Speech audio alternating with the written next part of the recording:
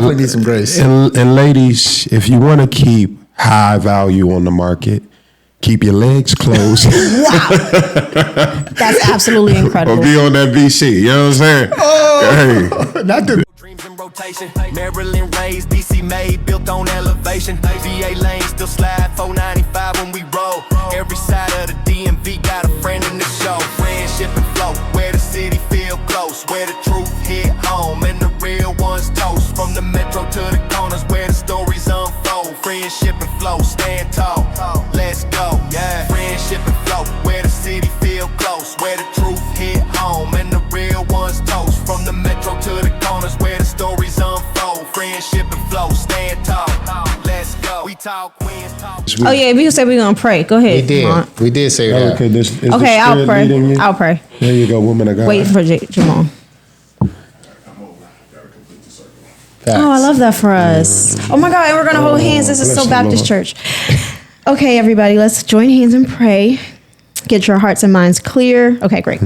Dear Heavenly Father, we thank you for bringing us together today for this podcast and radio recording. God, we ask that you use our tongues and our mouths to speak through us and to us and through us so that we can speak to your people, that we are a vessel to be used today, that our words are clear, organized, focused, and our time is managed properly. God, we ask that all the hands that are put to the plow to make this come to pass be working perfectly, that no ups or downs are in our way, that no hindrance comes in our way, that our brains are functioning, that our minds are clear, and that we are called to do what you have called us to do. In Jesus' name, amen. Amen. I really wasn't let's prepared rock for that this prayer, show. but- I'm with it. But yeah. Let's rock this show. All right. Hey, woman of Yeah, a God. little bit with the tongues part. I I was trying to say, I was gonna It did. I was like, it came across my mouth. I was like, see, Lord, that's what you do. I've been working on you, Lord. Still working. Jesus Christ. That was funny. I was like, tongues in our mouths, huh?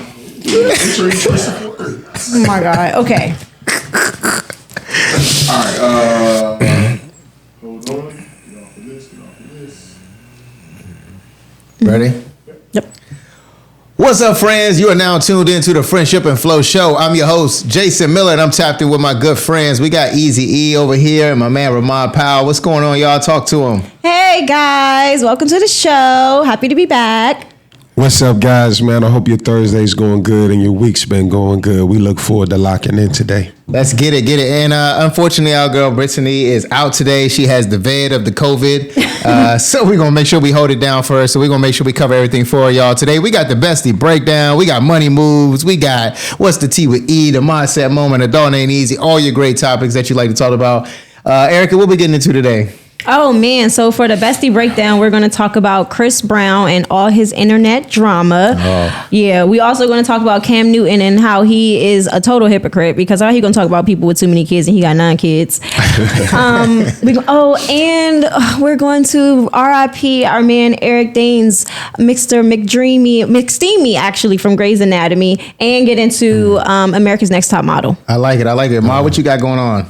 Man, looking forward to this Adult Ain't Easy, man. I got this story, guys, I'm going to share with y'all later on. And I feel like, man, it's a place where God has really been breaking me down, just exposing my vulnerabilities in some areas I need to grow in. So, man, just looking forward to that. Yeah, all absolutely. Right, I like it. And we got Money Moves, y'all. We got Money Moves. Are you prepared for when, you lose a loved one, or if you left Earth today, are your assets protected, right? Then we got some hard truths coming up later. You know what I'm saying? Are you prepared for the positions that God is going to put you in and the pressures that, it takes to get there? So, man, we got a lot of good segments and things to get covered today, but, not too far into it. How was y'all week? How's everything going? You know what I'm saying? Catch the people up. I had a really great, busy week, and I'm excited for this week coming up. Okay. Yeah, same over here. Trying to just master routine and managing my time, but man, locked in and ready, Jay. Same, man. Same. Routine is everything. I think routine has been my whole script this year. Yep. Of locking in on a set schedule and routine of things that I know I can look forward to. And if it's not on my calendar, I'm still with the same segment. If it's not on my calendar, it doesn't exist. So I have to write it down some way, because if not, I'm going to be on the struggle bus. So with that said, y'all, man, hey, let's tap into this good music. Let's get started, y'all. Hope y'all vibing, riding. You're riding with the Friendship and Flow Show. Let's go. It's Lit 106, y'all. What I say? The show. Sorry, those things with the real are actually kind of funny. Yeah, it works out. All right. We got a reset. We got a 1 minute intro tease. So 1 minute intro tease. Bestie breakdown. We got money moves, and we got later in the show The group chat. Oh no. and Throwback Thursday. So E, you want to cover this for a minute? The 1 minute? Mm-hmm. Okay. And then you get to talk about your favorite Throwback Thursdays, at least at the end when you leave out. Okay. Ma, you got to reset the clock for 1 minute. At the bottom in the middle.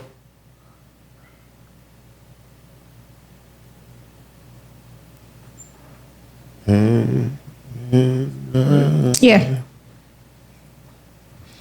Welcome back, guys. So let's talk about what's coming up. The Bestie Breakdown, like I told you, we're going to talk about Chris Brown and all of his drama.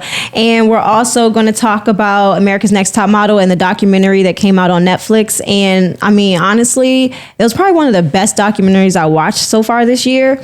Then we're going to talk about money moves. And I'm just going to be honest with y'all. I'm not good with my money. So every time this segment comes up, it is worth it for me. I'll be quiet because I'll be taking notes.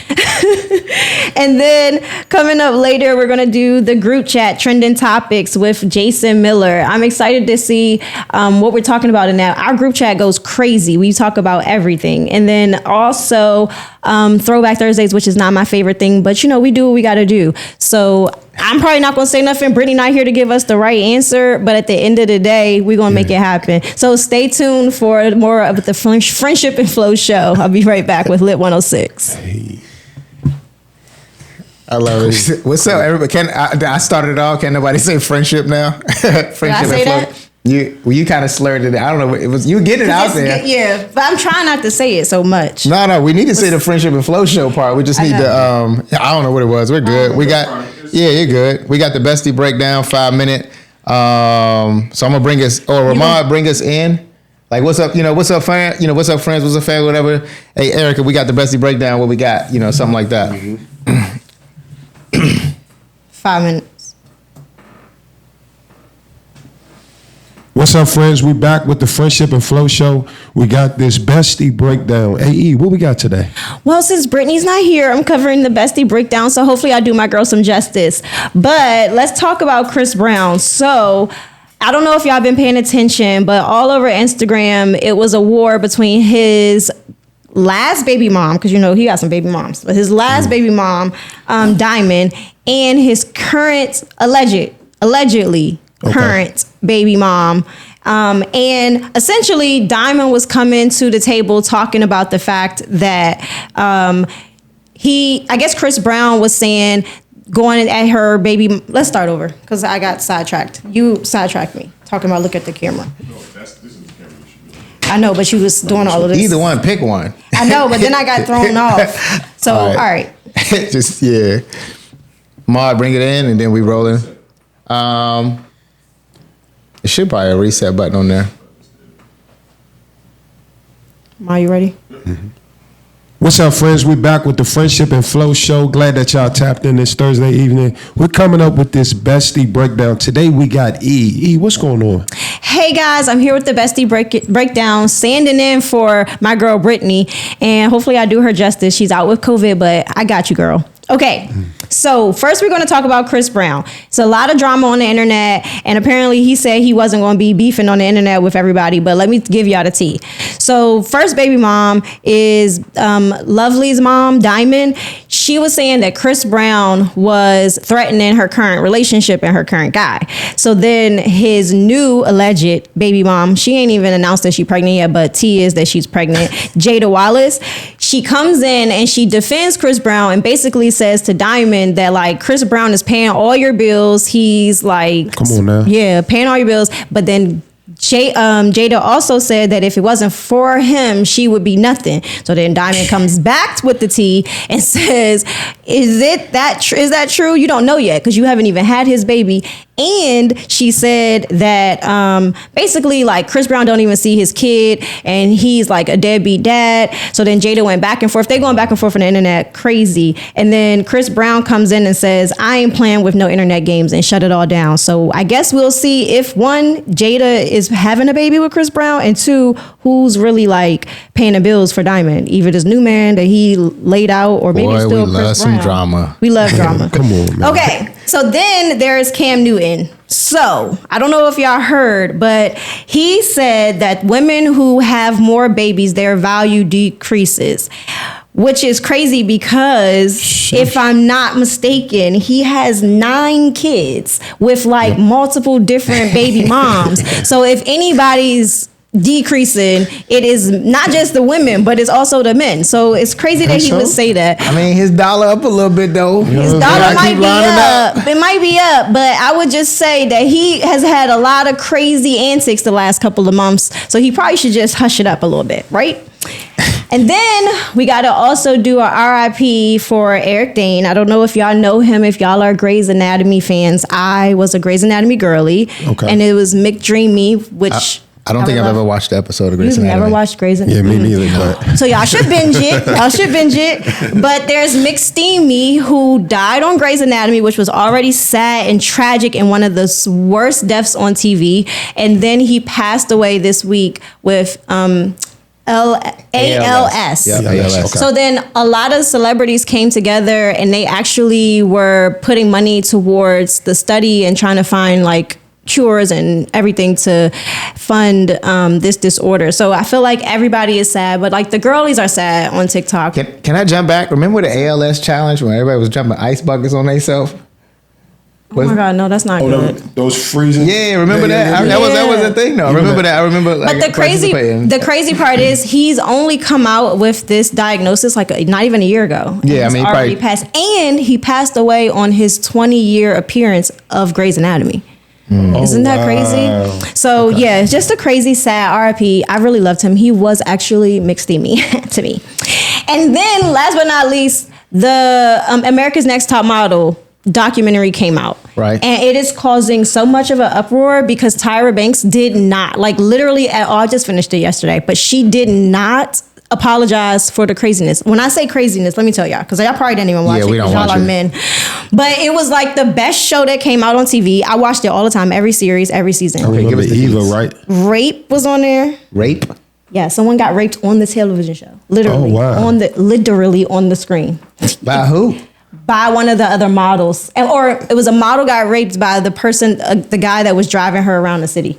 And then there was blackface. There were eating disorders. They pulled out someone's teeth and like fixed her gap on national TV. How do you fix a gap? Ramar, you went to In gap one, fix? if you ask Tyra, she will be able to do it, but she won't apologize. Then they announced that she's coming out with her. The 25th season is coming out. She's bringing it back. She literally is. I'm not joking. Tyra might be literally cuckoo for Yikes. So Dang, Tyra. it's so much tea, and everybody is in an uproar because as a girl, you know, you watched that show and you were like really into it. Yep. But now it's like when you look back at it, it's like it's giving crazy. It's giving crazy. So that's all of the Bestie Breakdown that I have today. You know, it's crazy out here, but stay tuned and follow us more for Lit 106. Let's get to my man Cam. Like, No, we're good. We You're good. But you good. But it's every time, don't turn it because that's where I lose my joint. Okay. What you about to say about Cam? yeah, Wait, I we think got- there's some we're gonna- truth to what Cam got to say, though. I think so too. I think it's tough. What I the think it's fuck? unfair. But I said I wasn't gonna curse. no, Well, it's you on all the pod good. now. You good. Like, you in a good lane. Because when you think about it, a woman's responsibility, and I hate to say this out loud, but it is what it is. Traditionally, women are the ones that take care of kids, right? Traditionally. And if a man is pursuing you, he wants his time. You know what I mean? Nigga, And if you got 9 kids, you don't have no time either. So shut the hell up. He can have her nannies. Pause. He cannot be telling other women that got multiple kids when he got 9 kids by multiple women that they can't have no kids. He's not saying they can't have Ma, kids. He said I the really value. be holding you down. He I be said on the your value- side. I be on your side, but right He now. said the value goes down the more kids you have. Yeah, the value is crazy. His value is going down too. He He's not- paying he out not- all this money to all 9 of these All right, kids. That's Well, that's one a person. perspective. But we talking about overall from his perspective, from a man's point of view. The more kids you have, the less interested I'm in you. But he didn't say that it's that. He said how many kids? Wait, he said the more kids you have, the more kids a woman have, her value his decreases. The point he was making was that how can a man love you and all of those kids? That's what he said. That was the follow up. I hear you. It's a So tough- you're saying to understand it me, and agreeing. that's crazy. You're saying to me as a man with your own kids Mm-hmm. that you couldn't love a woman who had 3 or 4 kids. It's going to be tough. Why? Because it's a lot of kids. to fall in You got- love. Yeah, and you takes gotta love them time. kids too. Now here's the thing. It You gotta love the kids too. You got to. You're saying this, you don't have no kids. You're not even in this conversation. That makes me the topic of the No, conversation. No. Empirically, if you were doing an experiment, he's a person you have to. Pause. No, because we're talking about a man saying this who has 9 kids. It's not about no. But he's speaking- No, I understand. no. I do understand the logic, but we're not talking about. You're missing the point. We're talking about Cam Newton saying this. We are, but he's speaking from a perspective of From a men. dichotomy that a woman with multiple kids in society is not looked at as less than women with no kids. That is a fact. No, that's a fact. I'm not taking that away from a person So how from can this you man to look at ignore no because from a man who has no kids saying that is one thing. From a man who has 9 kids saying it is diabolical. So that's the stance I'm coming he from. could just be speaking on behalf. He can't speak on behalf of nothing. He got 9 kids with 9 baby moms. We get that point. So somebody So else would that's have. all- yes, if you would've said it, I would be like, all right, so "Facts, let's talk about it. If I The said problem it, is that Cam Newton is saying Yes, that's the statement. my problem is Now, Cam that part Newton. We need to explore because that's fucking crazy. Why is that crazy? Because you're not defending women, you're defending the fact that Cam Newton is saying it, not that women don't have value of multiple I'm saying kids. that I can see why a man with no kids would think that that's a lot to take on and her value has decreased. Okay. I can understand that. I'm saying no man that's so in his wild, it's like Nick Cannon coming out and being like, you got too many kids, that decreases your value. Nigga, shut the fuck up. I agree with you 100% coming That's from all I'm Cam saying. Newton. I was just saying on the actual conversation and topic of. Yeah, we were tripping off of the statement. You're tripping off. I'm tripping off who's saying it because niggas like him should keep his mouth Ma, shut. what you got on that? Did you go ahead and get in there? She was letting Sorry, you live. I didn't let you live. I didn't. No. And it's because the thing, a few things you said. Yeah. A man who's going to take on that responsibility of all those kids, right? It's just impossible for me to love 7 kids that are not my own initially. I can grow into the love of them the same way I can grow into loving a woman. But here's the reality. If I'm a man, I got my job and I got all these other things going on. Cam Newton, he got his hand in the podcast. He ain't sports anchor, all this other thing. He's doing stuff in the community. When he finally has free time, he probably wants to spend all that time with a woman. So to him, or even a regular man, right? Jay got his hand in a lot of stuff. Woman, I just want all of you. I'm not trying to share you with all them kids. So to me, your value kind of just Hold on, let me piggyback. Wait, let me ask a question. Erica, do you feel the type of way because you also have children? Yes. And you're single? And I'm single and I got 2 baby dads. Is it possible for you to remove yourself from that thought? Yes. And just be Because in your yes, assumption that because is what he's saying possible? yes, because well, here's what I'm saying. I think that the problem is not that the woman is value decreases or that the man can't. I don't think that the problem is like loving all of the kids. I think that the woman, let's use me. I'm not looking for a man to come in and love my kids instantaneously. I'm not looking for that. And I'm also not looking for a man to come in and be the dad to my children. They already got dads. I'm only looking for the man to come in and be worried about me. Yeah. Most single moms that got their hair screwed on right and who have dads that are in the picture are only looking for the man to love on her. She don't need them to love on her kids. That's already covered. So that's what I'm saying. This whole thing that he said, dumb, because that's not what I'm looking for, period. All right, so I'm gonna we're gonna close it out. We're gonna close it out, but this is my perspective or insight on this. Yeah. it's not only just, like Ma said, falling in love with the woman and things of that nature, but you also saying like the women can love you back. Them kids might not love you back. I've dated women with kids that don't, not even 7. You could go with 3, 4, whatever. Them kids could be in a stage where you may have dated, let's say, multiple men, and the last one didn't treat you well. So now every dude that comes in, they have their guard up, right? Mm-hmm. Now you got to do that with 2, 3, maybe 4 kids, and now that you gonna love me back, but that child does not have to love me back, and that could be an ongoing battle of like you and that child having disrespect, you trying to insert yourself to help discipline and parent, because even though you're not looking for a dad, at some point you fall into that role. And hold on, you had your segment and you wasted it all on Cam Newton, so it's my turn. But what I'm saying is now that child may not respond to you the same way, and it's a lot that comes with it. And then the only other thing is, even though, let's say you got multiple baby daddies, right? The kids can love you. Some of these baby daddies not moving on, and the second you move on, it's time for him to recharge his life and get it back together. Now I got to deal with him, the kids, and all this other stuff. Let me close out my segment. And no, let me close this out, because I want to, and y'all gonna like what I say. Y'all gonna like what I'm saying. All of that goes back to the woman being responsible, having her head on straight, and being able to take ownership and control of her situation. If you have a good woman, i.e. me, and she can put both of her baby daddies in check, me, she can make sure that her kids are respectful and got their head on to right and know how to respect the man that's in her life, me. So make sure that her kids are also not meeting every man that you're dating. My kids have only met 2 men, my ex-husband, and shout out to Phil, because he brought a ring. Only men my kids ever met were men that purchased rings for me. Okay. Other than that, that's it. Okay, I can respect that point. It means that what I'm trying to say in this segment is that if the woman's head is screwed on right, her value is not decreased. If anything, her value has increased. She maybe has made mistakes in her past, or things have not worked out, but that does not decrease who she is as a woman. And no nigga with 9 kids and 19 baby moms should be talking about the decrease in value of a black woman ever. Okay, so shut him down. I'm 100% agreeing with you on that. Cam. And 19 is a size. He probably do. Exactly. All right, we got reset over there. That was a good segment. We got a 1 minute. We got 1 minute.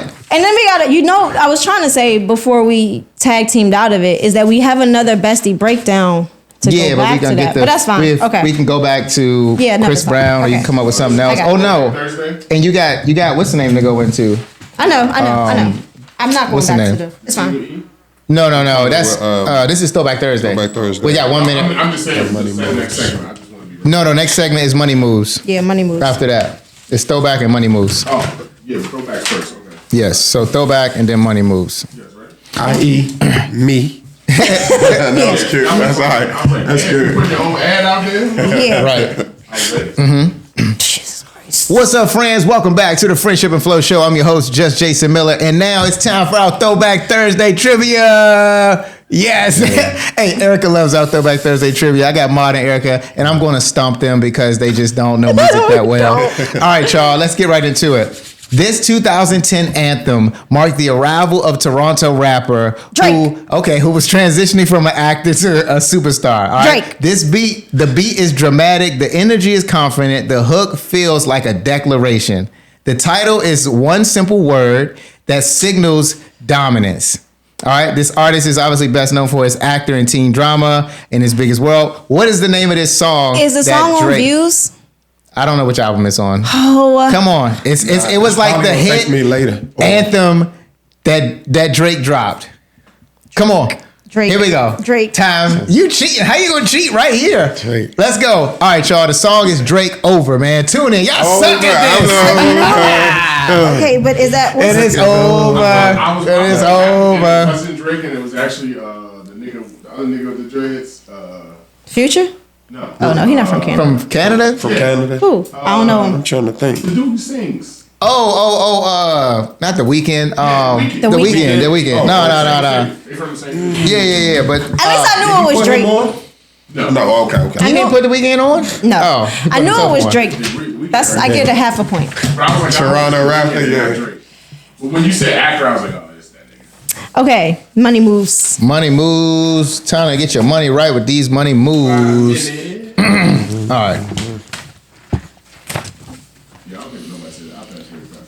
Yeah, works better. Welcome back, friends. You're tuned into the Friendship and Flow Show on Lit 106, y'all. Hey, it's time to get your money right with these money moves. And today's money move is, are you prepared for your family's death or your own death? All right, not here to be negative or anything like that, but you got to prepare to be responsible, right? We insure our cars, we insure our phone, we insure our houses and everything like that. But are we insuring ourselves for the inevitable, right? We're all going to go one day. We all know what happens. I bring this topic up because as a real estate agent, I run into a lot of situations and scenarios where people call me and say, hey, I've just inherited my parents' house or my mom and dad's house, but I don't know how to claim it. And they're giving me issues on it. They're saying I'm going to probate. I have a will, but the will says that the house does go to me. And I asked them, what does the will say? I've had one will come to me and it was like, basically my jewelry goes to my sister, my cars go to my cousin, and everything else goes to my son. And that everything else is very vague. So when it's time to go to court, the probate and the will, they're looking at like, what is everything? Right. What is under there, right? Because the will was just very vague. It wasn't prepped properly. And I see this a lot in the black community and the black culture where we're not prepared. We're prepared for everything. We're prepared to look good. We're prepared to have a Mercedes-Benz, get the Birkin bag, do all of these things. And we are moving steps towards assets in our future as far as properties, but we're not passing it down correctly. And we're obviously not helping our generations that are to come to help us pass on the next legacy. So it's very important, y'all. The money mover today is, are you setting yourself up and your family up for success? And we're going to talk about trust and wills and just prepping your assets for later. So just open it up to you all. You know, what do you all know about, you know, your will, your trust? Do y'all have a will or trust, life insurance? What are we talking about here? Sadly, not yet. And it's sad though, because I've seen people our age pass away unexpectedly. And I wonder, like, was there any preparations in place? You know what I'm saying? So honestly, I don't have anything set up yet, but yeah, I think it's an unfortunate situation. Definitely gonna get you set up, Ma. We gotta get you set up. What about you, E? Yeah, I have life insurance and all of that, but I don't have like a written out will, like a proper one. But I also think about, like, for myself, I'm rebuilding since my divorce, and like I have things broken out in like 3 month span. So like currently money moves, I'm trying to work on my credit. And then the next phase is like my life insurance and my will and all of that. I always say it's very important. Like me, I already have my trust and will already set up. I had it up for a while. All my assets, they know exactly where they're going if something was to change or whatever the case is. So I'm set up. I know my parents are, my mom is set up at least, and most of my family is, but passing this on to others and bringing this real conversation up, because I see families fall apart when this house, you know, it's time to separate this house and these assets. And now they're just fighting over everything, not understanding that, hey, this could have been divvied up already and set up for success, or not even divvied up and somebody swoops in on a probate or on a type of lien and snatches your family's whole legacy right there because you didn't just do the small things of preparing. You have, you know, other people that are in the wealth and financial area. Shout out to Khadijah Corey. Shout out to my girl Ronnie Bell, my man, who else? Donovan Gaspar. They're all in the insurance space and the life, you know, wealth space. But you got to have somebody that's helping you prepare for the future, because we're failing ourselves. And again, people are dropping at 21, 61, 81. You got to be ready. Jay, you said something. What do you mean by somebody coming in and snatching it up? So if you don't have your a trust in place already with all your assets going into a trust, one, you may have a will, but even if you have a home or something like that, it automatically goes to probate, and somebody can step in and claim ownership to that home. And if they can provide actual documentation that they have ownership to it, they could claim the home, or they can give you a real run for your money to, you know, cause problems in general. So, and that could be a simple lien. That could be a lot of things that can run issues. But again, protecting your assets correctly is the most important thing. You've put all of this time and money into purchasing a home and getting yourself together and doing this for your children in their future. And even if it's just like, your house, it could be stocks, it could be whatever you have. But you did all of this not just for yourself. You did this for your legacy and future, just for you to have it swindle away. the last thing I'm going to say is, are you having these conversations with your lineage? You know, what to do, what happens when I pass on, whether they're kids, adults, having these conversations. Yeah. It's one sad thing I heard, this is from a coworker. So the grandmother, it was her house. So then you got, the next generation and then the third generation. So as she was getting older, obviously, relatives ain't show up while she was sick. Long story short, when it came time for her to pass away, cousins popped up out of nowhere. We won our stuff got domestic. Folk got arrested. But yeah, it get ugly when nothing's set up, bro. Yep. But we'll have a lot more coming back after these hits on Lit 106. Love it. Love it. Yeah, man, it's real, dog. I literally had that case and scenario happen like this past 2 or 3 weeks. I think I've had 4 different clients come to me with similar situations, and some worse than others, and others in situations. Another one that we didn't touch on, just with the will situation, is tax liens. People pay off their houses and think they own their houses, and they pass this on to their kids. And like, oh, I'm good. But you still owe taxes. And once them taxes add up, you got to pay them like immediately, because I myself, as an investor, I'll buy tax lien properties. I'll go buy a tax lien property, pay that $50,000 that you owe, and just wait for you to just settle. And once it clears, go evict you. I just took your house is worth $700,000-800,000. I just got it for $50,000. Oh, wow. But again, you got to know how to protect your assets. So that's definitely something we'll dive into. More into other segments and get in there. But we're going to bring some more financial planners in here and things that I think for y'all can learn. But man, protect your assets, dog. It's super important. That's just on a low level. Get a trust and will. And again, like I said, we're not on that set anymore, but you can go to trustandwill.com and literally just set up your whole thing. Just trustandwill.com and at least have all of that set and packaged and sent over to you. And then you'll have a digital login version that you can give to a family member that they can log in and get it. And then you have the actual hard copies. And then the beauty is that the hard copy is a hard copy. You can always go in online and update it. Right. I've taken some people out of my will and things like that, but that's important, y'all. Am I in your will? Make sure that you file the will with the courthouse. Yeah. You've updated your will. I'm not mistaken. I think they do that. They do that. You can pay them to do that for you, but file with the court. It ain't official. I'm just trying to make sure that I'm in your will. You in the will, the will of this, the will of this podcast. That's crazy. What we got? We got the remainder of the 3-minute Bestie Breakdown. All right. Bring it back, and then we can close out. So you're gonna bring back up the Bestie Breakdown and the last parts that you want to touch on, and we just all banter it really quick. Yeah, I'm gonna do give our Chris Brown. Perspective. All right. You gonna bring it back? Yeah, bring it back. Okay, ready? 3 minutes more. All right, guys, welcome back. So we're going to talk about this Chris Brown drama. So I don't know if I laid it out for y'all good enough in the Bestie Breakdown, but essentially, like, they're going back and forth basically saying Chris Brown is like kind of like a deadbeat, which is kind of weird because I be seeing his kids like with him all the time. And I think it's hard to be. I mean, the man on tour and things, he got it it's tough to be that type of dad. It's tough to be like a celebrity dad in that space, but also like I feel like let's talk about this. What qualifies a person as a deadbeat technically? Because I feel like it depends, right, on like the lifestyle that you lead. Like, are you a deadbeat if you providing for me to take care of your kids 100% and you're working crazy? Even with Cam Newton and Chris Brown, it's hard to be a deadbeat when you got millions and millions of dollars and your baby mamas are getting these crazy $40,000 a month checks. Yeah, it ain't too many deadbeat celebrity dad. I mean, you can Future. Love Future, love him down.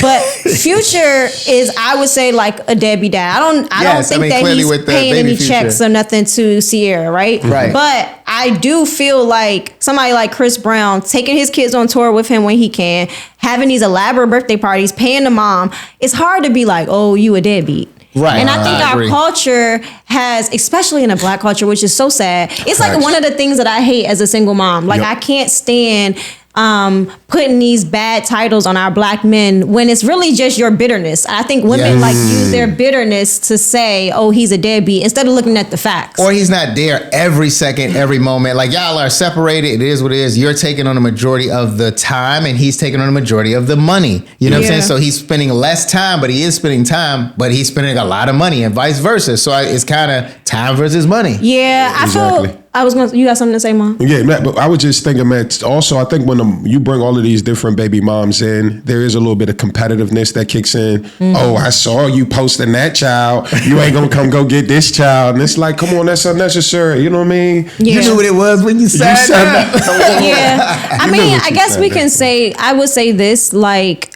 as my first son, his dad, for lack of a better term, was a deadbeat. But I never want my son to look, I don't want to give my son that perception. I want my son to get older and make his own decision on what his dad was and wasn't. As moms, I just think that we should encourage our kids and encourage their dads and give space and open spaces for them to come back and, you know, be there for their children in whatever capacity versus tearing them down and all of that. I think we got to, as women, just use our brains a little bit and give these men some grace, because at the end of the day, we got to switch the narrative for our black men. Thank you, E. You're welcome. You know, I'll be trying. All right. Stay tuned for more with the Lit 106 family and the Friendship and Flow show. That part. This girl, we gonna get these out. I did better. No, I did you better. did a lot better. You didn't let me get into it. All I said was this girl, and she said, I'm like, chill. Now I'm you did. trying. I was gonna say, this girl, you're getting better. Yeah. Oh my God, trouble. Because we've been doing the show more. What? The shit's going smooth. No, it's just get more. Production standpoint. Well, Only get better with time. All right, we about to go into hour 2, intro 2:30. Erica, I already know what We're not doing the 1 minute 30 hour one. Oh yeah. My bad. We just did the Bestie. We just did the Bestie Breakdown. Okay, my bad. We got the 1 minute, hour 30. you can do that. I've been Reset. talking a lot. Yeah, running them lips.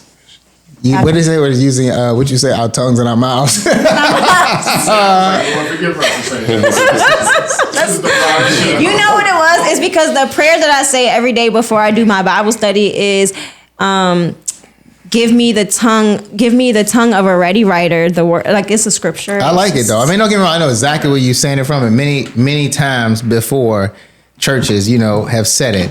It's just we're in this era. We're in an era of now. You know what? We're just immature as fuck. Yes, it's immature. All right, 1 minute 30, 1 minute on the set, and I know we got 30 over.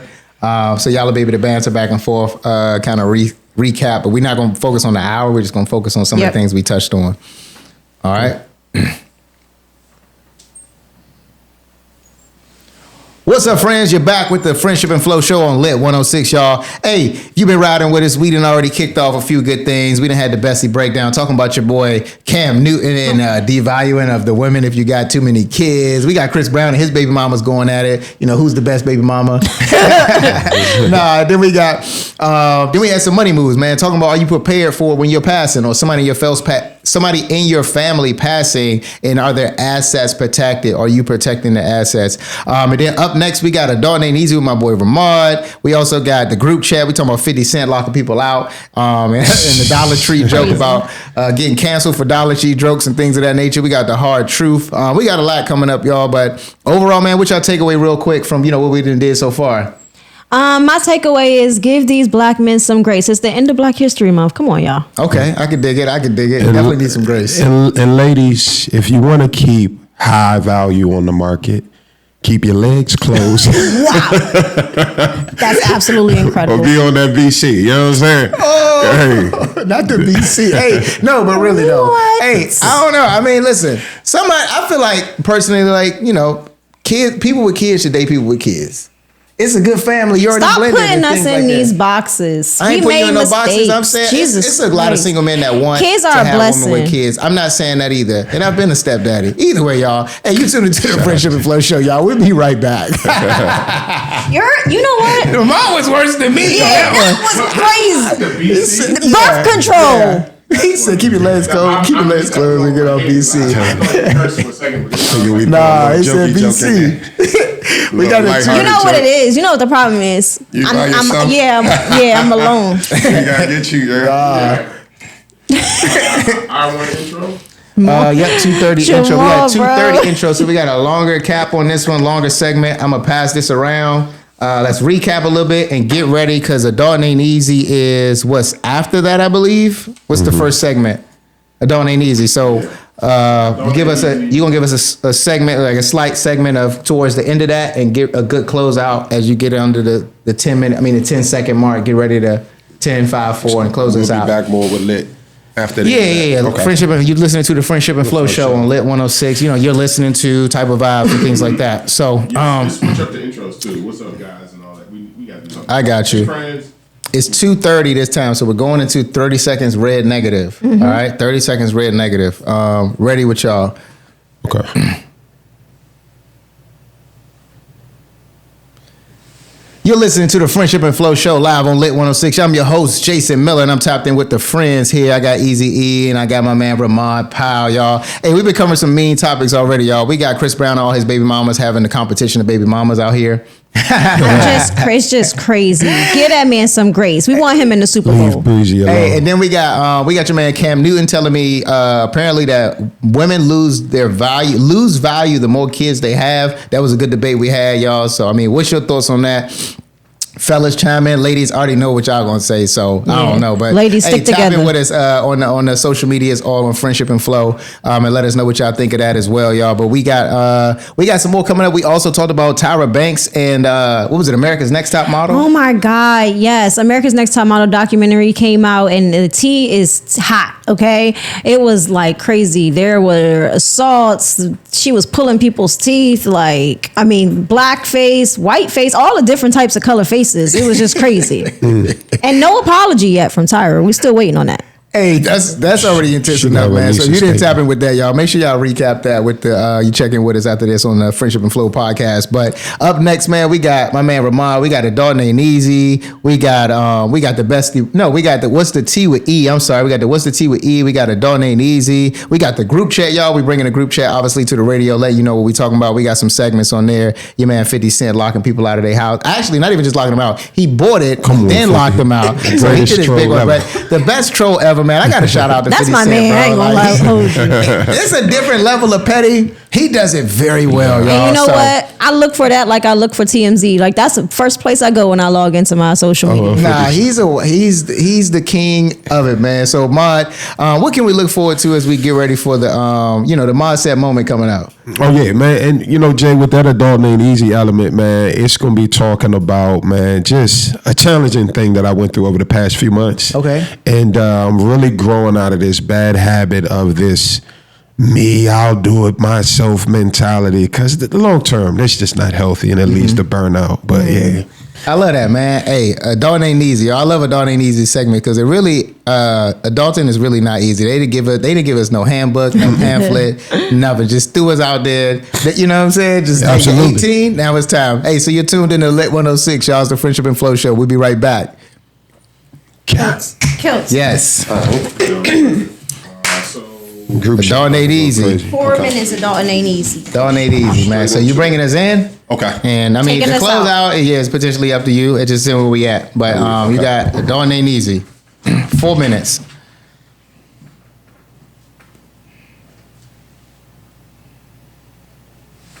Friends, we're back on Friendship and Flow show. Right now, we're going to get locked in with Adulting Ain't Easy. And in this segment, y'all know we talk about just the maturity process and how there were certain things in life that nobody ever prepared us for. We had to learn on the fly, and some lessons are harder than others. So guys, y'all know, y'all been seeing me in some crutches a couple weeks ago. You know what I'm saying? I'm getting old, y'all. Like in 2025, I got injured about 4 different times.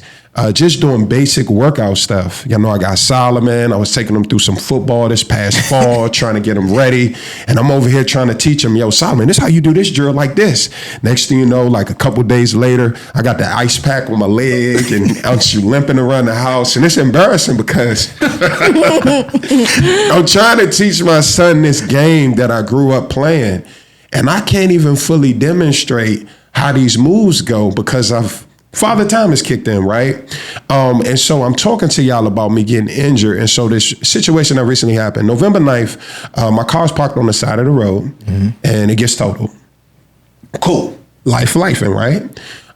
couple weeks later, I'm in the process of just getting some rentals and stuff like that. I don't work too far from my job, so I can kind of get on the scooter, go back and forth to work. But, picking up Solomon is a challenge, because I got to go get a rental. So when I went to my Turo account, which was not active for like a year and a half, Turo let me know I had an outstanding balance because apparently I got a speeding ticket on somebody else's car that I never paid, right? So I submitted the money to get my rental. Turo said, give me that. And then they said, as of this moment, your account is deactivated. So they got their money. And they closed you out. Never gave me a chance. And Turo is an easy, quick rental. Because, when you go through like Enterprise, these other places, they want like a $400 deposit and all this. And I just be thinking that's unnecessary. But anyway, I found myself in a situation that I do not like being in. And that's asking people for help. Y'all know how it is as kids. Your mom used to tell you when you got to turn the TV off, when the lights go off, how long you can be on the phone. And so our mentality growing up as a kid was what? Man, I can't wait to get on my own. Then I can do whatever I want. But sometimes when you get older in life, you think you can do what you want until life starts lifing, right? And so when I have my car, y'all, like it was the most uncomfortable feeling trying to text people, like, who can you really depend on, right? Like, and you think about how often we've just been so self-reliant. You never know, like, who you're going to turn to until you're in a situation where you got to turn to them. So I'm going through my phone like, who can I text? And so I'm reaching out to people, trying to tell them my story. But I was grateful because, people stepped in and really helped me out. But the real kicker is when I got injured and I was on them crutches. I mean, like, guys, I went to work. I came back home. Next thing you know, like, I couldn't even walk. I had to order some crutches online. I'm crawling around the house. And I couldn't do simple stuff like go to the grocery store and get water. So I'm back in another situation where I need people.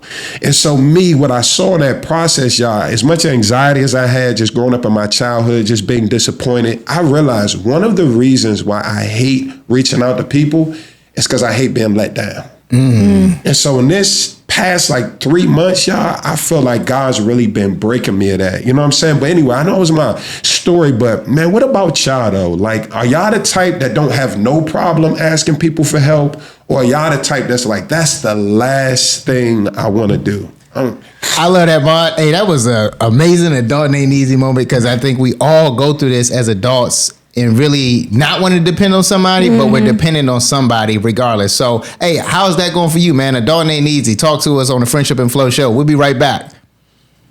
I love it. That was good. Well, I was going to say that I get it because I feel like since I've moved back home and had to be at my parents, bro, you don't even understand. They're not even doing anything. Yep. They're not doing nothing to me. I mean, like randomly, like I went out on Sunday, I sent the text, because they be worried. So I sent the text like, I'm not coming home. Cool. The next day, when are you coming home? We haven't heard from you. Where are you? And I'm like, bro, I get it. You're just worried because, I'm still their daughter. I'm a girl, like all the things. But I'm 40, bro. I'm freaking 40. Like, I just feel like I'm in a space right now that is like, I have not answered to my parents in like, I don't even know how long. And definitely haven't lived at home for 10 years. So it's like, it's uncomfortable to like have to be back in that space where you're relying on them. Like I can't, like nothing. My mother came home the other day. It was like, wash the dishes. I wanted to be like, who are you talking to? It's her house. Right. It's I'm her like, house. come on. No. You know what I'm saying? Hey, I feel you. And that's like you said, the really that space of being so independent.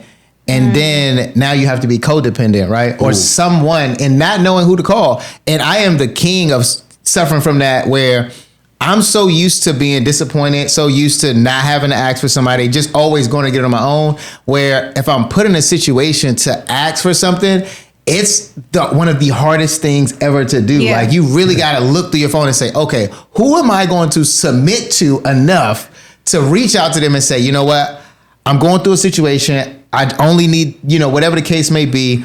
Can you help me? Because at the end of the day, that person can still not help you. And now they know all your business. Exactly. And now they know your That's business. the kill. And then I got to move on to the next person. So it's really a matter of trusting the friends that you're asking or family that you're asking. But that's sometimes the hard part too. But I also think that like the real thing is, it's just pride. Mm-hmm. You know what I'm saying? It's like you get to a certain age and now you like feel like you should be at a certain place. Like even with me with telling before the pod started and I was saying that I need to fix my credit. I want to buy a house and all of this stuff. Like my pride has me not wanting to go to Jason to be like, let me do this. But the reality is I'm at a certain age where like, come on, girl, get your life together. So it's like, and not even just come and get your life together, but you feel like you should be at a certain place. And the reality of all of that too is like, the older you get, the more life comes at you. So it's okay to like have, like for me, a divorce that kind of set me back, or a relocation that sets you back, or a car accident that sets you back. Like we have to be mindful that life is coming at us hard. It's okay to like take our pride and put it to the side to get the help we need. Because we're going to need help regardless. Like, yeah. You're going to be 90 and still needing help. Friends that don't. How many of us have them? Literally. No, but Actually, really. don't have none because I'm not even in your will. Oh my God, bro. What? Tell me. I ain't even going to entertain this. Anyway, you know what the Bible says about friendship? Yeah, you know how many friends I would have to put in my will? No, I'm your real friend. The Bible says that friendship is a covenant. So when a covenant is a blood bond, that means that your real friends you would die for. Exactly. So are you dying and you're not leaving me nothing? We're not real friends.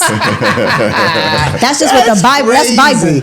That's you know what? This is the same person that was ready to cut me off for her last. Don't bring that up. Don't bring that up on this pod. All of a sudden, I'm going to leave her all of my benefits. That's the delusion. Run it back, Jamal. Come on. All right, y'all. My bad. We gonna be right back because I got a party break. There we go. No, you don't gotta pee. Man. Listen, I don't move no camera. I cannot believe you would say that on a pod. That's all right. What a day. Yeah, that's crazy. I feel like it's pride and vulnerability. Like honestly. Nah, you hit it spot on. Because I'm the same way. Like I look at my life, well, more so like literally when I had to get the divorce because like I left with nothing, like not a job, not a house, nothing. I had nothing. Wow. And it was hard for me to come to my parents to be like, I didn't even ask them for nothing. I just was like, I need to move here. I'm for the summer while I'm between getting a job. And I lived in my parents' house for the summer, still commuting to my new job in Philly. Ooh. And I really just had to like grin and bear it. And I had a little bit of money to my name, and then I was able to find an apartment and all of that, but I never asked for a dime. Yep. But in all honesty, I should have, because then I probably would be in a better space now than I am, if I would have asked for some help. To your point, that was the perspective that was getting me. I was sitting there, like, matter of fact, it was like a week ago, and I had the option to of course you do. We still recording though, so we get a rental and put like a deposit down, or ask my brother, who clearly goes to work every day and doesn't use his car. He lives in the city. And I was torn, like, to Jason's point, and that's another thing that triggered something for me, bro. I hate people knowing my business, right? Yeah, it makes you feel so it's vulnerable. Little. It makes you feel little too. Like I feel little. And because then it's like, it can lead to questions like, man, what's up with your money, bro? Why you ain't got money sitting to the side to just get a new whip and all like this? And then you got to feel like you got to ask all these questions. Yeah. So I reached out to my brother. I just was like, man, you know what? Bump it. I hit my brother up. He was like, yeah, bro, of course. And I was like, because another thing too, which is weird, it's this invisible resistance in your mind. Yeah. Where it's like, you've never put pressure on nobody. Right. So you really don't know who's ready. Like, dog, I'm here for you whenever you want. Yeah. And it's like you've never used that get out of jail free card. Right. You just collected them up and like, because people have come to me all the time. You know what I'm saying? This and the third. And I've never been one of those people. Like when people come to me or people come to others and ask for stuff, I've never been comfortable doing it. So I'd be like, how you so comfortable like asking people for money or help? I'd be like, bro, it's like pulling teeth. I'd be like, bro, I will go live outside before I, like, they'd be like, bro, why you living outside? Man, I couldn't let my pride aside. That's really what it comes down to. Yeah, for sure. Whenever you locked in good with Maul, we good. And we back with What's the Tea? What's the Tea with E? So E, you got a 5 minute. You gonna lead us in? Yeah, I do it. True. Let me get some water because I feel like I'm talking a lot. Just been chatting. Running that mouth. But you got some quality stuff to say today. I be having a lot of quality other than stuff. the Cam Newton stuff. Yeah, you do, but sometimes you ain't ran no laps today, so I like that. I know. That's not just on the pod. That's in my real life. I do that too. It was just like, bring it back. You just run. My sister is telling me that all the time. Okay. Maul, we ready when you're ready? Welcome back, guys. Now it is What's the Tea with E. And today I just kind of want to talk about something we kind of hit on last week where we talk about ghosting and dating. But there is some real life ghosting in friendships as well. People all over the internet have always talked about, is ghosting, right or wrong, and what, if should you be doing it, right? But let's be real. Depends. There are relationships and friendships that stretch so long they become like exhausting and kind of draining and eventually unhealthy. And I guess the thing I want to talk about is, in friendships, when do we know when there's the right moment to either let the relationship go, when there's red flags, and if letting the relationship go is worth a conversation versus ghosting. And I'm going to give a little snippet. I've had relationships in the last couple of years that I feel like have seasoned themselves out. Like, I've went through different changes in my life and have been, evolving, especially the older you get, like your battery for certain things kind of runs low. Facts. And I'm the type of girl, I know, full transparency, that will kind of just get like worn out of a friendship, and I'll just like let them back up off me. Like, I won't give them conversation. I won't ask them to go out. If they ask me, I'll just be like, oh no, I'm too busy. But in therapy, I've learned that how can you expect that person, if you don't really have any hatred towards them, there's no beef, how do you expect that person to become a better version of themselves if you're just continuously having people in their life ghosting them out of relationships? So it changed my perception of like, is ghosting a friendship good versus is it good to have those hard conversations with your friend to exit out? I think that's really good. And I think that is, to touch on a few things that you talked about. Yeah. One, knowing when a friendship is no longer of value, right? And at the end of the day, relationships and friendships, they're all our ships that are supposed to take you somewhere, right? And carry you. So therefore, some ships come to a dock and it's nothing else you can do. We've all been in those friendships where it's a point in your life where, you know what? This is it. We don't service each other anymore. And it's tough because you may still service them, but they no longer service you. So now you got to really ask yourself, am I going to stick around and continue to be of service, or do I need to move on and elevate to the next phase in life, right? But to your point, does it require that conversation? And you really got to ask yourself that question about that friend. Is that friend the person that can have a real mature conversation? And are they able to accept that you may be going in a different direction and they're no longer invited? Yeah. Bro, that's so good. I like the way you put that. I want to go back to something he said about the ghosting element, right? I look at it through the lens also of timelines, right?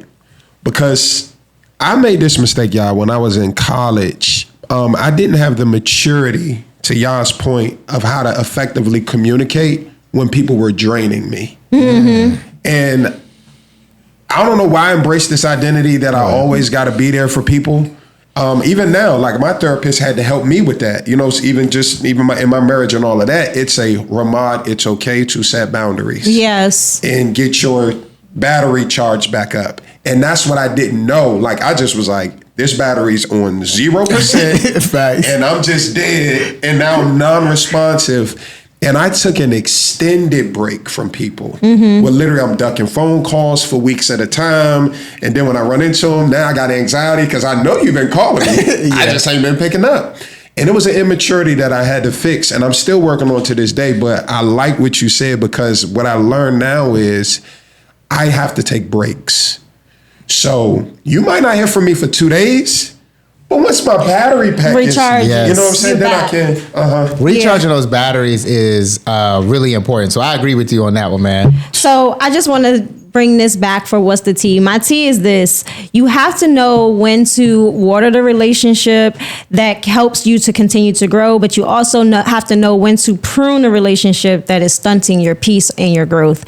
So not every relationship ending needs to have this big dramatic, conversation, but it probably does deserve some type of conversation. So stay tuned for more with Friendship and Flow. You're now tuned into Lit 106.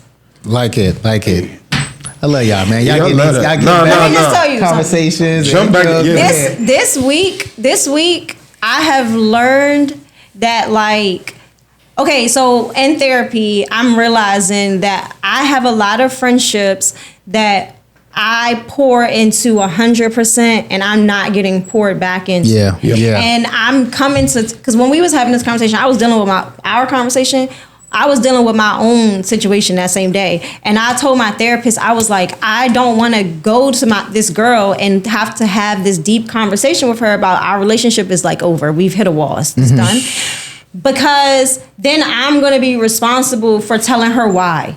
And it's the telling people why that triggers me. Because it's like, if you're not receptive to the why, then now it's like I have to tell you about yourself because you're not really ready to hear it. Yeah. And that's the part that makes me upset. Now it's going to flip on me. Now I'm the now bad person. Yeah. And it's like, I'm not trying to be bad. I kind of just want to ghost it. So you don't even got to deal with it from me. Yeah. You know what I'm saying? Yeah. And that goes back to like a conversation we had, another friend or quote unquote friend situation of the question I was going to throw out. And in this part of the segment is that how many times can you be the scapegoat, or how many times can you be the alibi or the friend that takes the bullet so your friend can save face in their situation or relationships, right?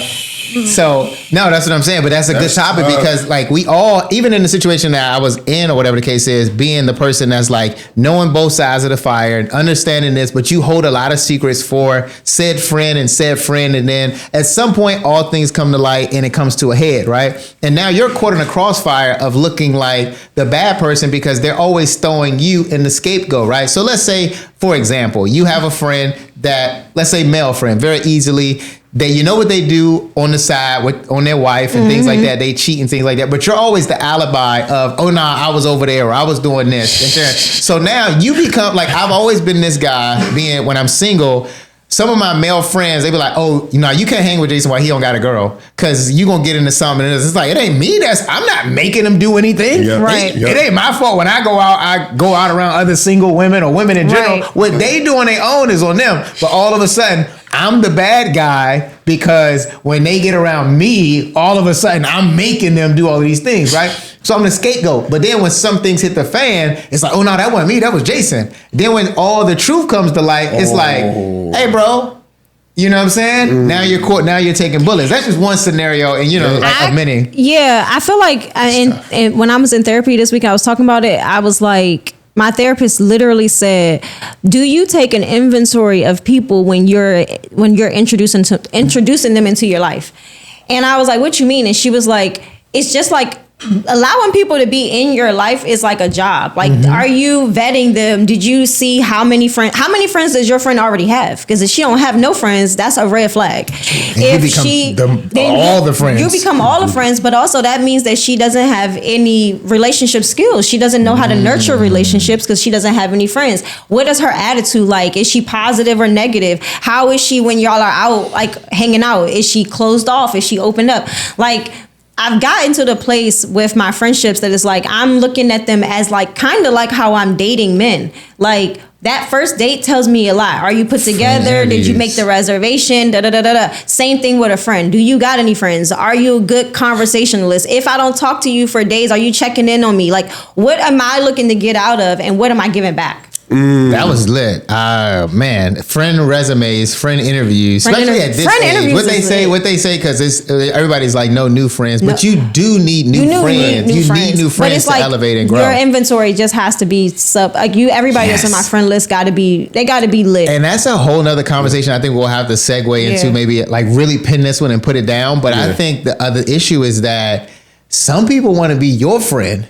But it's like, do you have the capacity to be their friend or even want to be their friend? Yeah. And it's okay that it's like, hey, listen, we cool. You really cool. I'm cool. But I really ain't got the capacity to be your friend. Yeah. Like, you know what I'm saying? Yes. The level of friend, I'll take that back. The level of friend you want me to be. We can be associates. We can hang out in the same here space. And there. But like you said, I hit the moments where it's like, yes, everybody knows I'm a super extrovert, but I'm the biggest introvert too. Like, just leave me alone. Just like leave me alone the rest of the week. Yeah. I'll be out there when it's time. You know what I'm saying? So, man, that's y'all. We got to tap in. Because Yeah. last little thing I'm gonna say, I noticed that when you pick up on that energy, like, oh, you're pursuing me as a friend. I kind of get a little bit of anxiety because to me, I don't take that friend thing lightly. Me either. And I know the commitment level that goes into it. So it's like, oh no, we hung out. We had fun. But this ain't every week. Yes. We're not besties, babe. We're not besties. Yeah. This is a great time. I'm a great time. Sorry I have that effect on you. But this will not be a secret. She switched chairs. Yeah. This weekend it is driving me nuts. Her? Yeah. Okay, got you. I was like, what? All right, bro, let's do that before. Okay. All right. Wait. Just test it out. Moving your chair just like natural. Yeah. It's only when I do this. That shit is I'm trying fine. to sound like a little rabbit. We ain't got no mice around here, baby girl. Take this Watch yourself. first. Go that way, Mark. Okay. Take that that over. Yeah, take this one. That's way. Just watch the camera and put it on that. I got you. You can sit right there. Yep. Oh, how do I move this? Oh, you gotta get up taller now, man. I got it. There you go. Okay.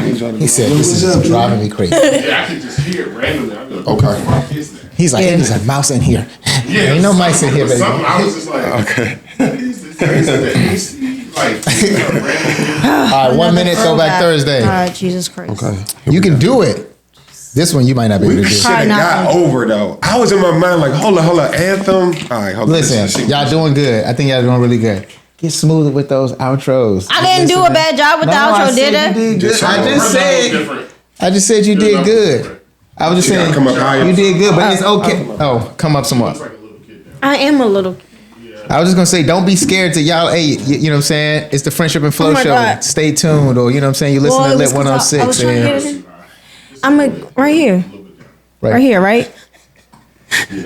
Y'all What you doing about to good, say, Jay? man. Nah, I'm I'm just listening saying, to A little like, bit further down. get confident, get smooth. Y'all doing good. Just, Right here. just be, y'all doing this, bro. Like, just Okay. be smooth with it. Like, don't, you get into that 10-second mark. It's okay to close it out under 10 seconds, 5 seconds, whatever. Just go ahead and get ready to punch it out. As long as you're not at 15 and 11 and at 10, you know, close it out. It's cool. We'll be at, you know, a little bit of time. That's fine. That's fine. Oh, so it's fine to go over by 10 or like. Yeah, like as long as we're over by, or not over by 5 seconds, and we can be early by 5 seconds. You get what I'm saying?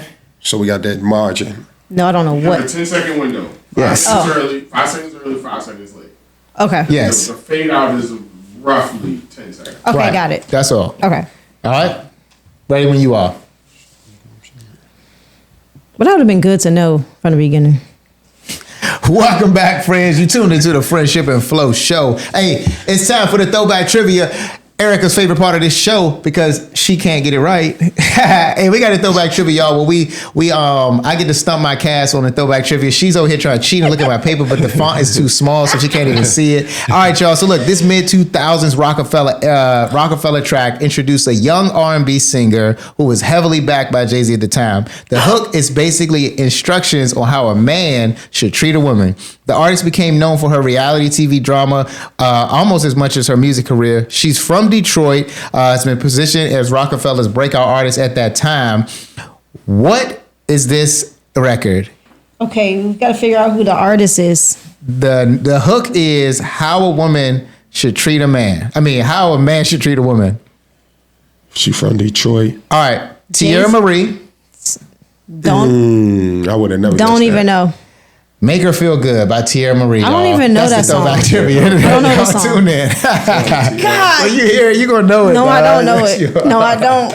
All I saw on here was Jay-Z. And I was like, okay, I might get this one. I was saying like the font too small. I was like, I thought it was Emil at first.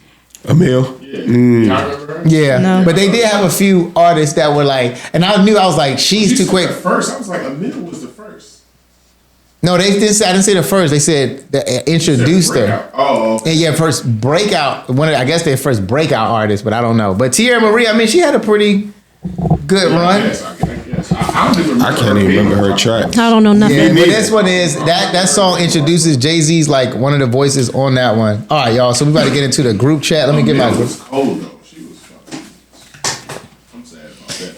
Anyway, go ahead. All right, we got 3 minutes on the group chat, y'all. Okay, group chat. Oh, this is gonna be funny.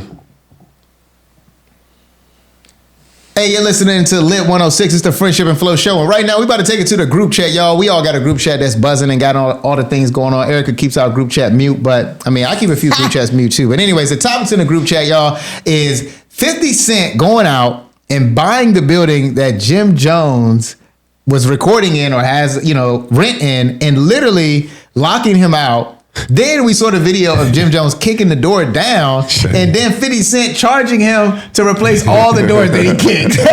So crazy. Yeah, Level man, of trolling.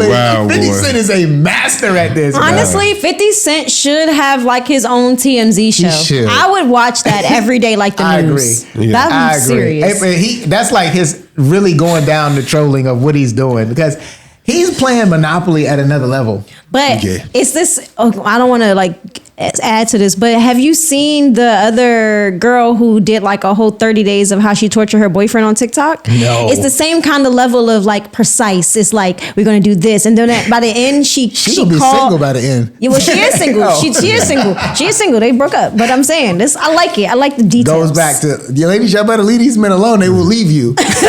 All right. Also, y'all, we got the comedian Simone. She made a statement about the 3 people that were killed at the Dollar Tree or that lost their lives at Dollar Tree. She was like, I hope if I ever die at a Dollar Tree, y'all make sure y'all tell them it's a CVS, and they are canceling her because of this. She said she does not want to be caught in a Dollar Tree. Wow, I be in a Dollar Tree all the time. I spend like $100 in Dollar Tree. Hey, Dollar Tree will get Dollar you out of the Tree way. is lit a She little said bit. she too bougie. CVS, I don't need that long receipt or the expensive tab. How do you go from having a bad She said cornrows that. and weaves extensions in the Olympics to now you too good for a Dollar Tree? Tell them about it. I shouldn't have said that. I take Hey, that back. also in the group chat, we heard there's a study that says being single right now is 40% more expensive than it was 10 years ago. No dual income, no splitting rent, just you and struggles. And I agree. It's agree. expensive out here. Yeah, it is expensive. Somebody come save me. Hey, I ain't gonna lie to y'all. I don't want no roommates.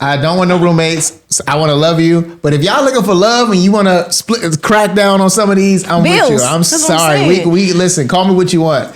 But hey, It is It's expensive. expensive out here, y'all. So that's we got that in the group chat. What else? What else we got in the group chat? I think.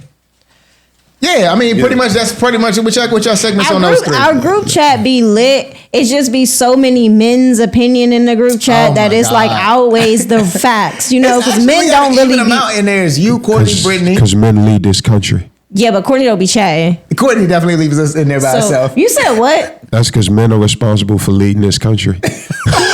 Oh God. You know it's about to be Women's History Month, right? Shut all of this down in March. All right, y'all, man. Y'all listen to the Friendship and Flow show. We'll be back with more. Stay tuned. I cannot believe you would just say that. Well, it is true. To a certain extent, Somebody got to troll us. I mean, gotta men's keep the thing. perspective is what leads society. Am I right? She got a whole new That split was a now. whole new Was that type a of. move? Yeah, it's like a cow. You just gotta keep your. Just gotta stay still. I just gotta stay still. All right, we got the hour. No, but third. wait. Go ahead. Jesus Go Christ. ahead. You haven't heard about the girl on TikTok that did a whole 30 days of coming at her man? Coming Her at her ex-man. man. No, why would Okay, she so do? they broke up. Okay. She waited 60 days before she started trolling him. And then she started doing things to him for 30 days straight. She sent she did crazy stuff. Let me pull it up. But she basically was like doing like little things. So she had his car repossessed. She called his car dealer and told him that he wanted to surrender his vehicle. They came and picked it up, repossessed it. She was calling, she put him on a sex offenders thing or like had him register or something. She was calling his neighbors and Y'all are- telling her women, y'all neighbors. crazy, bro. She was having people what I'm come up to his house playing loud music or stuff outside of his house in the middle of the night. So the neighbors was calling their homeowners and stuff. Eventually at the end, she sent the people to check on him to make sure that he was mentally okay. And they took him. Sue her. no. You he can gonna- sue for that. yeah. Sue her. Ruin his life. Now you know it could all be TikTok lies. Nah, bro. But That's not. I'm not gonna hold y'all. I saved the video because you never know. Like the next man that try to play me, 90 days, your ass gonna be locked up. You know, that's a felony. Got to be some type of felony. Impersonating and I'm just saying, it's strategic. It's strategic. That's what's wrong with y'all, bro. Y'all is not wired correctly. No, don't get me wrong. It's some men that's not wired correctly either. They are crash outs. Okay, this is next level. It's funny because when people always be like, Erica, you're so crazy, and I be like, I am crazy, but I'm not crazy. Like smash the windows out your car, slash your tires. That's like stuff that you can get fixed for $200. Like that's stupid. I'm the crazy that's messing with you up here. You're not gonna be able to think the same when you're done with me. So I'm just saying, before you try to mess with me, make sure your mind is intact. Hey, we got a 1:30 recap. Lord. You know, hour 2 reset.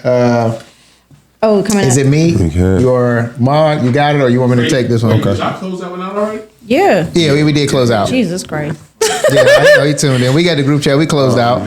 So we got just went 1:30, over so you got 1 minute. We got 30 in the red. Independence, Any recaps? You got? friendship cutoffs. Mm-hmm. Oh no, we got into some good stuff too. Can you take us Okay. all the way through? You got 1 minute and 30. We're gonna chime in a little bit, but at the same time, you at least in the last 20 seconds, take it down to about 10, 9, and then go ahead and smooth close out. Okay. Got it? Okay. All right. So bring us in. Bring us in. Give us whatever's on the top of your head, and then you can pass it off, and then we'll pass it back for the end. Okay. So you know what I'm saying? You've been listening to the Friendship and Flow show, whatever, Lit 106, you know. Whenever you're ready, Jamal. We're back. You've been listening to the Friendship and Flow show on Lit 106. Guys, we covered some good stuff over this past segment. We got into that independence element, guys, where we got to break the habit of being so self-reliant that we're just carrying unnecessary burdens. You know what I'm saying? And we talked about just tapping into the people in your circle and just kind of passing some stuff on, seeing who want to step up and support you, man. I know we got to deal with some trauma with that. He brought up a great point about, man, sometimes it's our pride just holding us back, man, from really taking advantage of the people around you who love you. And I want to throw another thing in there. It's a little bit about that unbelief too. Right, whatever happened to you in your past, that's not necessarily what's going to happen to you in the future. We also talked about just these friendships, y'all, and what is the appropriate time to cut people off. But J.E., what was your thoughts? Like, I love what we took that conversation. I think the friendship one was the big one, like knowing when to end, when that friendship is no longer serving you and it's really draining. And it's unfortunate because they're going through things or whatever the case is, but hey man, it takes a lot out of you, and you Cut can't 'em off. recharge. I agree. It is, and it's tough though, because you really love those people and friends, but it's like, dang, bro, this the end of this journey. Like we have nothing else to really give each other. Unfortunately, at least at this time, we can reconnect later. But you know, hey y'all, man, you tuned into the Friendship and Flow show on Lit 106. We'll be right back. You think you did a good job with that? I had to. Okay. I had to. Just checking if we was on the same page.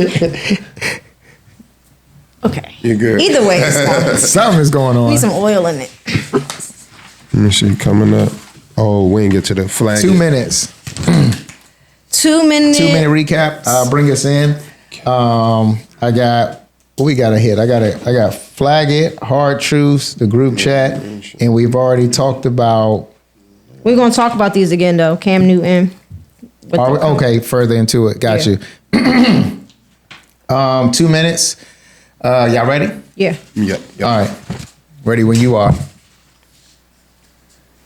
What's up, good people? You're tuned into the Friendship and Flow show on Lit 106. I'm your host, Jason Miller, and I'm tapped in with my friends. I got Erica, Alicia, and I got Ramon Powell here. Hey, y'all, we've covered some good topics so far. If y'all just tuning in with us, y'all, we really talked about friendships that are draining our battery, friendships that are no longer serving us, and it's time to cut them off, unfortunately.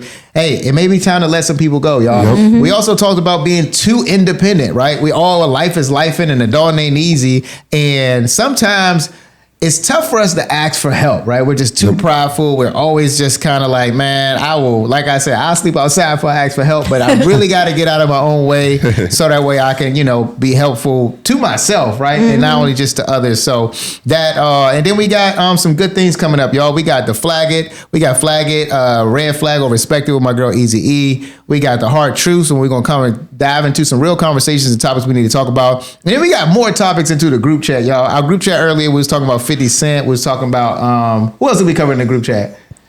We talked about Simone, right? Simone Biles. Simone getting canceled. Yeah, Dollar Tree, CVS, and some other stuff like that. And we talked on some other stuff too, y'all. We're going to circle back. My man Cam Newton trying to cancel Cam Newton was saying women losing their value the more kids that they have. So stupid. So stupid. We talked about a lot of things. So we got some more coming up too, man. Ma, what you got just in general? We had that talk also about just that percentage that was gone out with that study. Yes. Would it be 40% more expensive? They say it's cheaper to keep her. And then, ladies, sometimes it's cheaper to keep him. Just stick with the baggage. Stick with the no good dude. As long as he paying the bills, you don't want to be out here broken alone. It's 40% more expensive, right? Oh, my God. Hey, man, listen, sometimes you got to chop these bills up and divvy it up, even if it ain't all of them, y'all. Hey, you're listening to the Friendship and Flow Show on Lit 106. Stay tuned. We'll be right back. Yup. That was funny. That was. All right, we got... Flag It. Flag It. You in? No, tease. Oh, you're right. 1 minute tease. Okay. Show the tease. Flag It. No, you got Flag It coming up, so you want a 1 minute tease into it? Or you want me to? Yeah, that's what you're teasing. The next segment. So of what's coming. You got Flag It, you got group chat talking about Uno, and you have the Hard Truths, which is, getting comfortable being uncomfortable. So you got to preview all of those. All right, you ready? Hey besties, we're back and we're getting ready to gear up for Flag It. I'm excited to talk about this because it's like, is he your man or is he not? Okay. Then we're going to talk about the Hard Truth. Why discomfort equals elevation. I'm excited about that too, because every season brings new elevation. So it might feel uncomfortable, but you might be going to higher heights. Then we're going to also talk about why me. Because, literally, why me? Literally, stop asking why me and just move forward and embrace it, right? And then also Uno. I know back in the day, spades was a thing. I'm actually a really great spades player. If you ever want to have me on your team, look out for me. And also a great Uno's player as well. So stay tuned for all the talk about the spade culture and the Unos and all the rules. And I'm excited. I'm excited to talk about Flag It mostly because we talked about friendships and cutting that off, but sometimes we need to cut off these men or sometimes these women. So stay tuned for more with Lit 106 and Friendship and Flow Show. All right, I love it. E, you did great. Thank you. Did I? That was good. Okay, good. Did I don't know if you were telling the truth or you lying. That was your best one on. Yeah. So we got Flag It 5 minutes. I said I wasn't going to cuss. That was the best one. Okay, hold on. Let me pull my thing up. You gonna be a vet, man. I gotta be very sure about what I'm saying. We practicing those. This is about my whole life. Oh God! Don't be rambling on. Get us in there. Oh, the flag. I'm gonna try because I can't be rambling about this. Yes, red flag or respect it. Okay. We're gonna carry over on this one. I see what we going. Oh, my bad. I didn't move the whole table. Okay. Let me pull the one that I said I was going to. Hold on. Can we talk about I don't fucking want this snow? Oh my God, I know. We can't talk about that because we can't because we're gonna have to clip that part out. Oh yeah. Okay. I'm ready when you're ready. Hey friends, welcome back to the Friendship and Flow Show. We're gonna get into Flag It. Is this a green flag or a red flag? But let me set up the scenario for you. Okay, you've been dating somebody for 6 months, okay? And they're super busy because they do so much. They're in school, they work, they have their own business, they have a child. So they do so much. They're so busy, right? But they say that they care. Yep. They say that they're intentional about the relationship, and they're going through a lot. But the effort sometimes is on 100, and then other times it's on 49%. So what do you do when a person makes you exclusive, Okay. You're exclusive, but the effort goes up and down because they're so busy, quote unquote. And how do we evaluate that? That's a good one. I'm glad, obviously, you were not dating, so you're not talking about me, but I definitely was over there like, oh, Lord, I was counting months, like, let me see. Why would I be talking about you? I know you're not talking about me. I'm saying like. But maybe we should be talking about you. No, you're pointing it out. But I understand that you can be extremely busy and you got to find balance in time for the person that you really want to put effort into. But the other side is, I mean, you make time for what you want, I guess, in a sense. But, you're figuring it out. I don't want to be the one to put on this topic, honestly, because I'm a subject in some case. So, because you're saying you can relate to this. I can definitely relate to it. So, would you want somebody to give you a red flag for it? I would say no, because if you all know me, y'all know how literally like all my time is consumed. Yeah. Oh, this is not helping. This is not helping. No. Go ahead, Ramon. I think your scenario was what? Got kids? Or no? Yeah. Okay. One. And so what you just described is accurate to my life, because here's what I'm saying. Mm-hmm. I can give you a whole lot of energy on the weeks I don't have my son. But the weeks I got him, because of practice, because we training, you ain't gonna get that much time out of me. So I wouldn't call it a red flag. I think it would just be y'all in that season or that space until y'all can get on the same page time-wise. You feel me? Now, when you talk about being exclusive, though, this is the part that I need some clarity on. Okay. Yeah. because I'm not claiming anybody exclusive. Like, you're free to do whatever you need, because if I'm not stepping up, you can do what you need to do. So what if the girl asks you, not necessarily to be exclusive, but says, are we on the same page? You're the only person that I'm seeing. Am I the only person that you're seeing? Are we on the same page? And then the intensity from that conversation goes down to 40% afterwards. Can you be exclusive with somebody if you're only giving them 40%? No, I don't think that gives exclusive. I mean, granted, at the end of the day, like you said, you want your energy matched in some form of fashion. Granted, you know what you're signing up for. Like, we talked about Chris Brown, his baby mom was being a deadbeat, right? But we talked about, like, bro, you dealing with Chris Brown. Like, he got 100 things going on. So it is dealing with a busy person. So it is, if they're making you feel how you need to feel and it's going in the direction that it needs to go, I don't think it's a red flag, right? So I think it's situational. It's different things could be different situations. Now, if they just saying they busy, but in real life, they go to their job, they come home, they pick up it's a normal routine. It's kind of like, how busy are you, bro? You know what I'm saying? So I don't know. So, okay, but you do know that there is like I have a lot of male best friends. My male best friends always tell me that if a man says that he's busy, he's cheating. That's what they always say. Now, that's what I've grown up believing. Y'all are now sitting here telling me that's something different. And our male best friend tells me that. I understand, but at the same time, I am living proof of busy. I don't have time to think. Like, literally, my next step is already planned out for me. Pause. Yeah. Just so y'all know, this is not the answer that I was wanting. I wanted everybody in here to say red flag. I wanted to feel like my decision for red flagging it was right. Well, but this is the first time y'all try to give me a green. I mean, listen. Y'all giving me what you giving me, yellow? I don't know. Audience, let us know what you think. But I don't know. Exactly. Orange, pinkish. I don't know. I'm just saying, I'm in the seat. Oh, I can't wait for we get off these mics. We have to speak on behalf of what is realistic for all of us, right? So, man, we got so much more coming up, man. Y'all tuned in to Friendship and Flow on Lit 106. I love it. But yes. Let's talk about it, because y'all crazy. This is real crazy. And I can't even believe you're not giving this nigga a red flag. I wasn't focused on him. I'm focused on myself. That's like, right. I'm not even. It's like the Cam Newton situation. You put your situation in. She was ready to explode. Where is Brittany?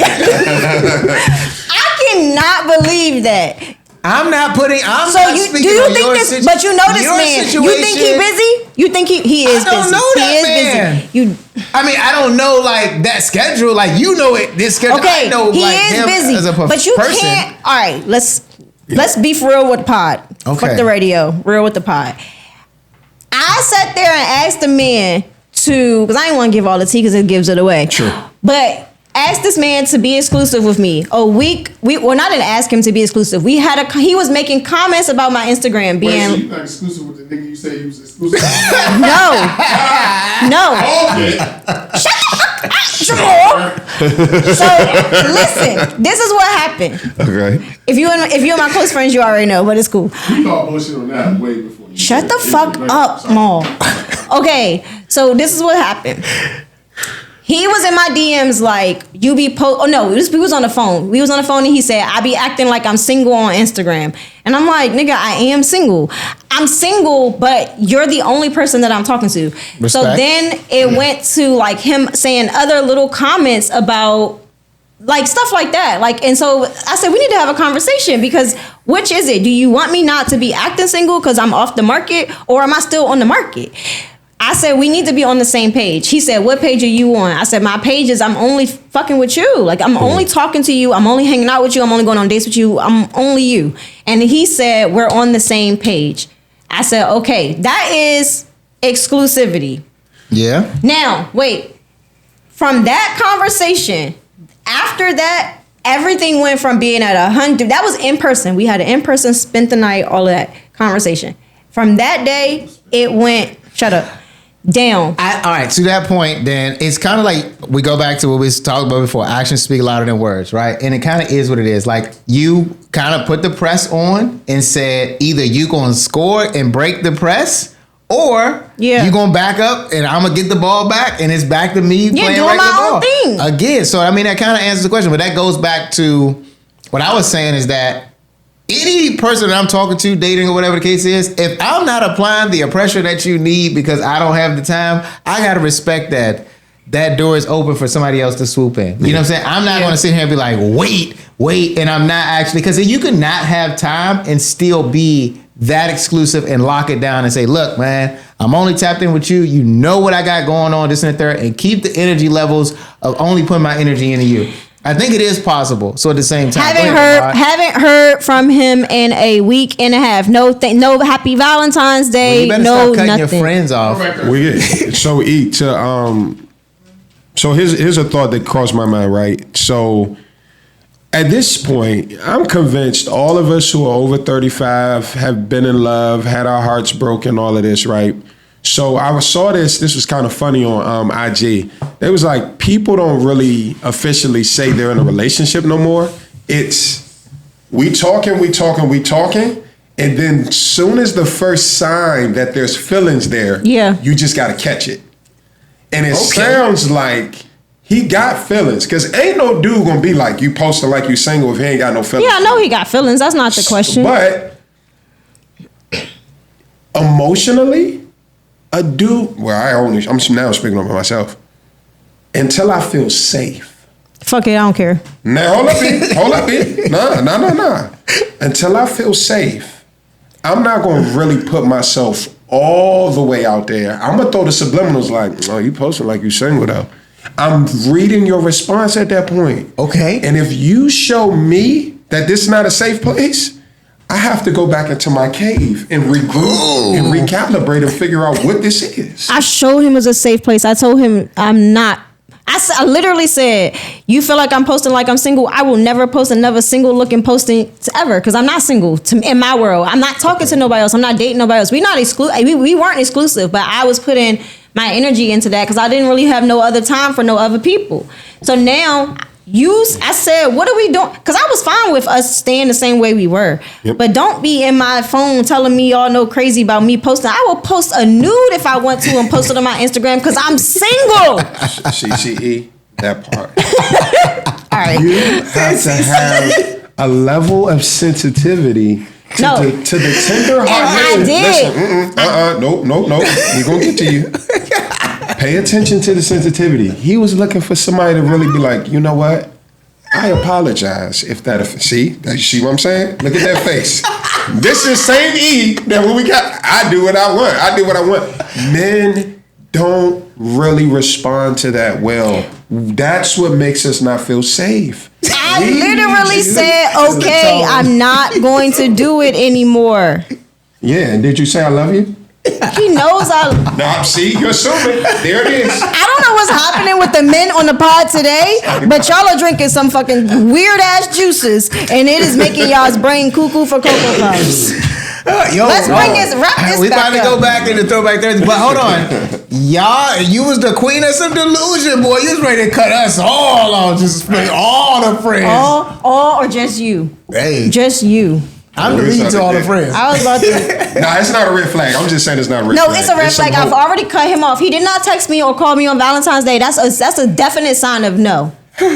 You right. You right. Oh, dang. I get that. I mean, left that shit out until the end. That's fucked up. You need to leave with that. I couldn't leave with that because I didn't want to put it all in. No, you're right. I mean, because I got cut off a few times about don't worry. Yeah. Valentine's Day I was cut. It's okay We though. got a 1 minute Throwback Thursday. Okay. Can't stand it. Pod's gonna be fucking great to edit. I don't have to do shit. Ready? Mm-hmm.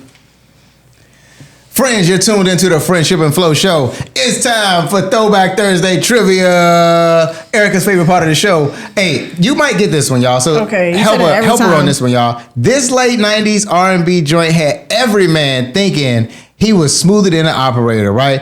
The artist was part of Timberland's and Missy Elliott's era. He's from the DMV. He lived in Fort Washington. All right. The song is all about appreciation for what a woman is Woman's wearing. worth.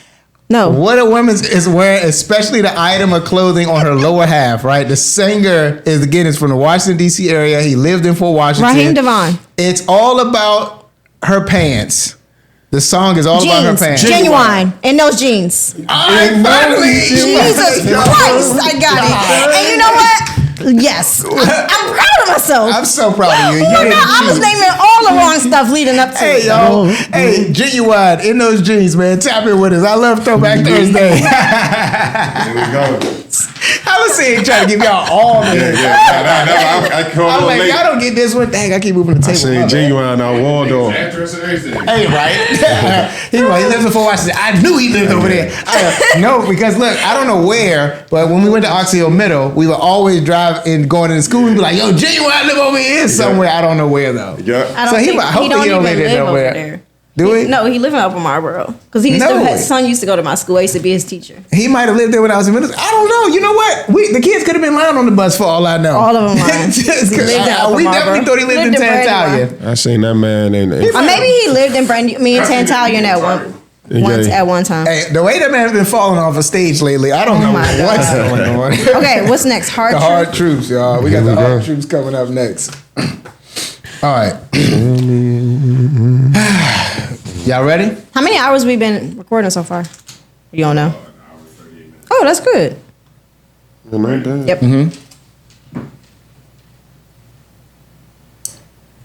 Ladies and gentlemen, you're tuned in to Lit 106. You're listening to the Friendship and Flow show. Hey, right now we're talking about the hard truth, y'all. All right, so let's get into it.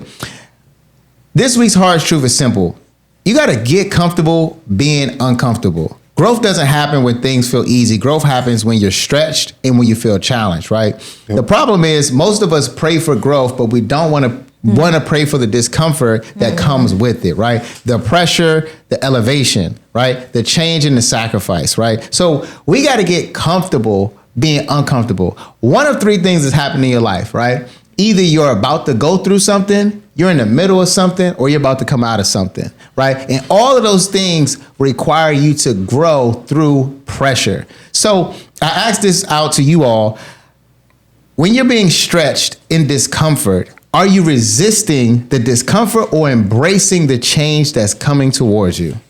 Sadly, I be resisting it, bro. And I hate that about myself because, you listen to all these messages, the blessings that you want is outside your comfort zone. Your next level is outside your comfort zone. But even when I know that discomfort sometimes it gets to me though, man. I just feel It's tough. It's tough, man. Nobody wants to just be in discomfort, but I've learned to live in the midst of my growth chaos.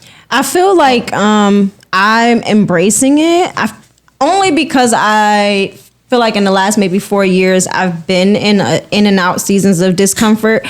But I always think about the fact, if not to be all preachy, but I think about the fact that even Jesus had discomfort, and he had to take some moments and sit in the garden and fast and, all of the things. And every time he would go out of a message or a sermon, he would have to go someplace and isolate for a few days. Yep. And I feel like it recharges you. So like we sometimes need to change our mindset from thinking like this is so negative, but really it's just recharging us and building us up and creating, a better version of ourselves. I like that. And the one thing I would say that I could put perspective through is sports, right? Playing sports, any sports, we play football and things like that. But the preparation, right? All of the preparation that you have to put yourself through to get ready for the game, right? To get ready for your season. You got a whole off season where you're doing nothing, but you're about to go into the prepping season. And during that time, you're going to be pushed hard. Your coach is going to it's going to suck. You're going to be tired. You're going to be hurting. You're going to get injured. You got to get through those things just to get ready for the big game. And then in the big game is still the pressure to perform because the test is still happening and your outcome, you want to win. And you may still lose and have to show up the next week, prepare, go through it, practice again, and prepare for the next challenge in hopes that you will win, right? So I think that's the best way I can kind of put in perspective of getting prepared for life lessons that you're going to go through. Because if you're not prepared for the regular season, it's no way you're going to win the playoffs, let alone get to the championship. And if you're going through these discomfortable situations and you can't even handle the regular season, God can't elevate you to the next phase in life that is the playoffs, let alone the Super Bowl of life. You know what I'm saying? So that's how I put that into perspective. Man, what's crazy, now that I think about it, y'all talking about this, one thing about me that I just be transparent about, I hate confrontation. I'm to a fault, a people pleaser, but I'm also a peacemaker, right? And that's just like a weird thing. Like it was something that happened between two loved ones I know, right? In my family. And it was most uncomfortable because it was a situation that was almost like laid right in front of me. And I have a tendency to just kind of stay out of stuff. It ain't none of my business. They'll work it out. But that situation just kept escalating. And then I felt torn because I'm like, okay, they want me to bring this side, this side. And I've had a history of knowing how to kind of just mend broken relationships. He ain't really mean about that, bro. Go to this person. You know what? I talked to him. He ain't really, for real. All y'all need to do is I couldn't do that with this situation. But that situation was affecting everybody. And I just almost felt like, even I told y'all earlier about God was dealing with me on just breaking my pride, right? But even that, some stuff just has to be confronted. And it was just uncomfortable because I have to be the bad guy. And the bad guy is I have to be honest. Right. Ooh. And that's where I was struggling, y'all, to be honest with you. But yeah. I love that, man. So, here's the hard truth, y'all. Comfort will keep you where you are and discomfort will take you where you're trying to go, y'all. Love it. Hey, that's this week's hard truth. Stay tuned. You're listening to Friendship and Flow on Lit 106. We love it. Hey. Nah, man. I would say this is my current season. But I will say, when I say getting so comfortable being in my own chaos, is that I understanding that I'm in a transition season of the next elevation. And sometimes it's happening back to back. Like you play one game and come right back. It's like basketball. You would play games every 2-3 days and then you back again. You like, bro, I ain't had a chance to breathe. Well, like the Bible says that some blessings are on the heel of another. So like you get over one thing and it's one blessing after and another blessing after, another blessing after. So sometimes we go through seasons where it's like, this is hard, but then there's a blessing attached. Then you might get that blessing and go through another challenge, but then right behind it is another blessing. So it's like God is in a pruning season. I do believe that. Yep. And I think that 2026, so many good things are going to happen, but in order to get those things, you have to make sure that you're prepped and prepared and ready. Because like, what is it, the point of getting something that you've been praying for and seeking God for this whole time, if you're not even able to fully use it, mature it, handle it, Yep. So it is what it is. Happens to the best of us. As you say, like, I love that word too, both of y'all, because when Jason was talking about, it seemed like it's the season I'm in. I'm facing this same thing. When I think about that, now I see like he's almost like training you so that Yep. it's instinctual now. Stress resistant. I mean, stress. Is it resistance? Stress training, basically. Yeah, it's almost kind of like, for me, when I get into something that's difficult, I say to myself immediately now, oh, look at God about to do something great. Yeah. So it's like my brain is less of on the negative and on the defense, and it's more like, come on, let me hurry up and get through this so that I can get whatever's attached to it. I've heard a message that says, like, the devil can never block your blessing. He can only give you mind confusion or try to, mentally block your blessing. Right, he can only block you. Exactly, from your blessing. So throw you off with some type of distraction or person or something, because if you lock in how you're supposed to be in tune, then nothing will derail you and everything will, you'll dodge past it. And it's the lessons that you've been through in the past that you can say, like, oh, I've seen this one before. Like, you're telling your kids, like, hey, don't do this. I already know what's going to happen, right? That's your life. It's the same thing I talked about in my Bible study. I was saying that, like, people think that because you have been faithful and you studied and you like all prayed up and stuff with your faith, that you won't have any obstacles. But the reality is, it's not that you won't have any. You might even have more. It's just that you should be so well equipped in your word, so well equipped in your prayer life, that the obstacles don't. Come on. They quicken out, in and out. I love it, man. I can preach a little. We cooking. Hey, you better. You come on. Listen. Live in the pastor house. All right. So after that, we got the group chat. Yeah. All right. I love it. Okay. Cool. All right, y'all. These are. Oh, then it's exit. Oh yeah. For that hour, yeah, and then. Okay. Yeah, we rolling. You ready? It's 3 minutes. All right, bet. My good people, you're tuned into the Friendship and Flow show on Lit 106, y'all. Hey, we about to get back into the group chat. This topic on the group chat is the Uno versus the spades culture, y'all. We grew up in this era now where obviously we grew up playing spades and Uno, but spades was the real cookout game, right? And if you couldn't play spades, you were canceled. Your family kicked you off the table. They yelled at you. You better not renege. And it's a real family breakup thing, right? But this generation, we're not really playing spades. We're playing Uno. That's corny. You think, hold on. And so that's the conversation. Has this generation moved away from spades and moved over to Uno? And I got a part 2 to this, but let's get into this side. I am a spades girl all the way through and through. I love playing it. I'm a good player.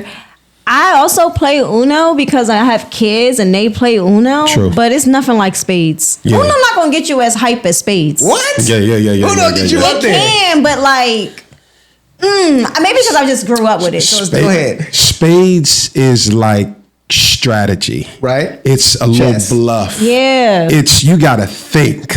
I got these 3 cards left. I'm trying to anticipate what you got, and then you got this body language between you and your partner.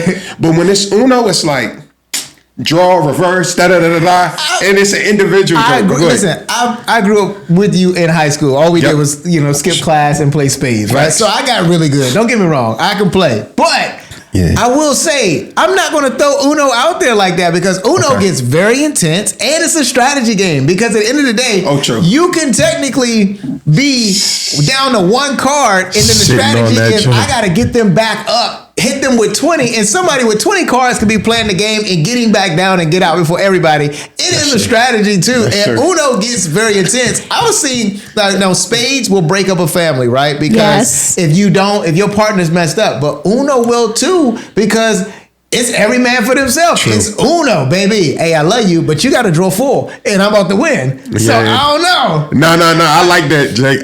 I got a part 2 for this. Now we on Uno, right? Rules to Uno. You got rules to Uno. The house rules say, the book says you cannot stack draw 4 and draw 2. But the rules that I've been playing with everybody else is draw 2 goes on draw 2, draw 4 goes on draw 4. Real quick, y'all, what do y'all Black culture is pile them things up. Pile them up. Draw 29 if that's what it's going to be. Draw all this. How you get an odd number? I don't know. But as far as I'm concerned, you got some odds. Y'all got to bear with me on this one. It's draw 4. You wait a little bit. The color's red. Draw 2. Draw another 2. And you gotta do it slow or it don't count. You gotta do it like with the. Hey, how y'all playing Uno? What's y'all topic on spades versus Uno? And then how do y'all play Uno, man? You're tuned in to Friendship and Flow on Lit 106. We love it.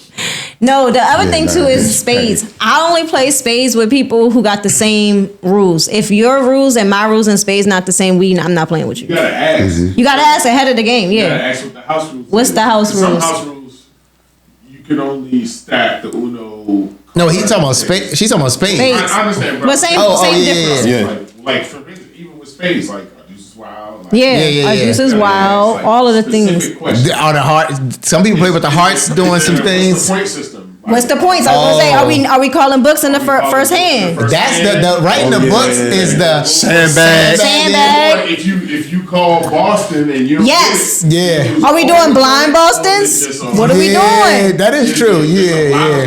And And with Uno, it's like, are we doing just stacking similar cards? So +2, or draw 4, draw 4, draw 4. Yeah. And can we mix colors? What is it about? Can you go out of turn, even though you got the same card? Because some places you can't go out of turn regardless. But if you got a 5 and I got a red 5, I can go out of turn. You're right. House rules is important that's true. because you cannot go out of turn, and at least in this house, you can't go out of turn. You could definitely stack draw 2s on draw 2s only, draw 4s on draw 4s only. But honestly, one thing we got to really put in the factor is what deck are you playing with? Uno got 97 decks. Yeah, because That wild joint, yes, it's crazy. Yeah. I ain't never played that joint. What is this? It's good. So, and That it's ain't Uno for me. That's not allowed in my house. it's bad. But I don't know if y'all are like this, but at my house we do stockings for Christmas, and cards is like one of the things that you always put. So that's why we always got the Unos, crispy spades deck. I feel like all of them Uno decks just blend together, dog. Like you get just walking around with an Uno joints like this. But you know what we not talking about? Because it's not a card game, but I feel like the only other game that gets me as crazy wild up as spades is Monopoly. Because Monopoly, does it? Does it? Because you can kind of play the rules on the ghetto. We ghetto the rules. I'm a very By the books. By the book. Oh no, we be dealing under the table. Like, look, I'll buy that property all you for $200. That's fine and all, but there's a dedicated banker. Ain't no loans. Ain't no loans. See, you don't play it ghetto. We done got hood. That's he gonna block people. Hey, bro, let me hold something. Yeah, that's what I'm saying. Let me get one of them houses off you. You're fucked. Let me get one of these houses off you. In the nigga house, man, we done created a rule where we was shooting craps to get our cash up. Come on, let's get it. Yeah, no. You know what's funny? I have played that before. There's a side game before the money. For the money and Monopoly. It was fun. I'm a traditionalist. Just saying. I'm a traditionalist. I ain't gonna hold you. Me and my cousins, we was playing Monopoly. That's we was funny. probably teenagers. We stopped talking to each other for years off of that. God bless his heart. He passed away now. He was the one who got me on the traditionalist. He does not fucking play about Monopoly, bro. That's what I'm saying. Playing with this nigga, dog. He was like strict, dog. It was it was like strict. This was like, yo, you work for FINRA or something? You are for the trauma. 1:30 hour. Anybody taking a 1:30 hour? I can do it. Thank you. That's fine. All right. Remember, we got negatives. Got Okay. 30 negatives. Going to the 30 rate. Hey friends, welcome back to the Friendship and Flow show on Lit 106. Let's go over some of the things we've already talked about. So we went over Adulting Ain't Easy and the independence. I am in this season myself, being 40, living at home with my parents and struggling to find my independence in this season. And then I talked about, cutting off your friends and when to know when it's time to let go of relationships. Do you have the hard conversations? Do you just pull back with nothing and just ghost them, which is hard to determine what you should do or not. Then we did the group chat with Jason, and the biggest, funniest thing was 50 Cent. I love his Instagram page, and apparently he purchased the whole building Jim Jones was in and made him pay for the repairs on the doors. It was just crazy. I love me some 50 Cent and his drama. Okay. We also did Flag It. This one was good for me, I guess. I got some real insight onto how these men think. Absolutely. And we went to talk about whether or not you should cut somebody off if they have they're too busy. Their schedules won't allow them. And we're going to get into more with Come Get Your Friend. We're going to talk about Chris Brown and some other things. And then Ramon's going to come back with a mindset moment. And I'm excited for what's coming up. And we're going to do better. We're going to work harder. And I don't know why these guys are not on the same page as me today, but we're going to get there. We're going to get there. And you're still tuned in and listening to Lit 106 and the Friendship and Flow Show. There you go. Ow! I was stretching it because I was like, You could have cut it. You got 5 on 5. Fuck it. Fuck it, run it. Run it live. You guys remember this? Oh, this is yours? Thank you. Y'all ever seen that thing? What was that, Joy? What was that guy's name? The white guy was like a broadcast guy. He was like, fuck it, just run it live. Sick of it. He did it. He killed it though. Like, once it was live. Okay, don't ask me to do no more of those. I got you, man. We good after this. Yeah. I'm ready when you are. 2 minutes, 30 seconds, 2 minutes on the clock, 30 in the red. 2 minutes. Okay. Yep. What's going on, friends? You're tuned into the Friendship and Flow Show. I'm your host, Jason Miller. I'm tapped in with my girl, Easy E, Erica, Alicia, my boy, Ramon Powell. Brittany J is out with COVID, but it's all good. We holding it down. Y'all, hey, listen, y'all, if you just tuning in, we've went over a lot of things so far. Went over the hard truth, y'all. Are you comfortable? Is your comfortability just holding you back, right? You got to get comfortable being uncomfortable, right? That's one thing that we talked about. We also talked about Uno. We talked about it in our group chat earlier. We talked about Uno versus spades. We got two different cultures. The millennials, we're in this mix of spades culture and Uno culture. Which one are you in, right? But we also went into a lot of things earlier, y'all. We had Flag It with my girl E, trying to figure out, is this friends moment of being too busy and things like that? We're just friends, but we're dating exclusively. Is that a red flag, green flag? Y'all got to tap in and let us know what y'all thinking about that. My man, Adult Named Easy, Ramad, we talked about some things over there. What are we going on, Adult Named Easy? Man, Adult Named Easy, man. It was a challenge, man, of just breaking the habit of just self-reliance, man. And yeah, that's something I'm working on, man. Literally, like, I'm the type of guy that the last thing I want to do is ask for help. But I realized, man, it was just a burden that I was carrying that I didn't have to carry. They say, work smarter, not harder. Yeah. And I think if we're going to live smarter, we got to live tapping into just the support that's around us. No, I agree, man. Definitely being in that space where, we're just so independent, we don't know how to ask for help, or let alone, you don't know who to ask help for, again, because you don't want anybody in your business and things like that. Or that, you used to being disappointed so much that you don't even ask for help. You know what I'm saying? So we covered a lot of topics, y'all. Stay tuned, man. You're listening to Friendship and Flow. It's on Lit 106, and we got a lot of good stuff coming up, y'all. So tap in, tune in. We'll be right back, y'all. Stay tuned. Ha! It's a 2:30. Oh, yeah. I was about to say, I realized that. Is it? Yeah. Yeah. She was waiting on that. Yeah, I sure was. You could have chimed in the drill and drain. Nope. She was like, he didn't take no segments to talk, so I'm thinking like, I'm thinking, Erica, you're not gonna talk at all for 2 minutes and 30 seconds. 1:30 is one thing. Okay, let's do it again. All right, man. Come on, let's do it again, because Some of these motherfuckers in. No, you should, because it's funny. we need the back end clips. That one was fucking hilarious. The back end clips. I got you. The whole time, like, I bet you was fucking. Waiting on it too. She was geeking. She was like, he ain't gonna wish I can hear him closing up. that's what I was. Lit 106. There you go. I ain't gonna give him no hand signals. Nope. I love it. That's fine with me, baby girl. All right. Baby girl. All right, you ready? Yep.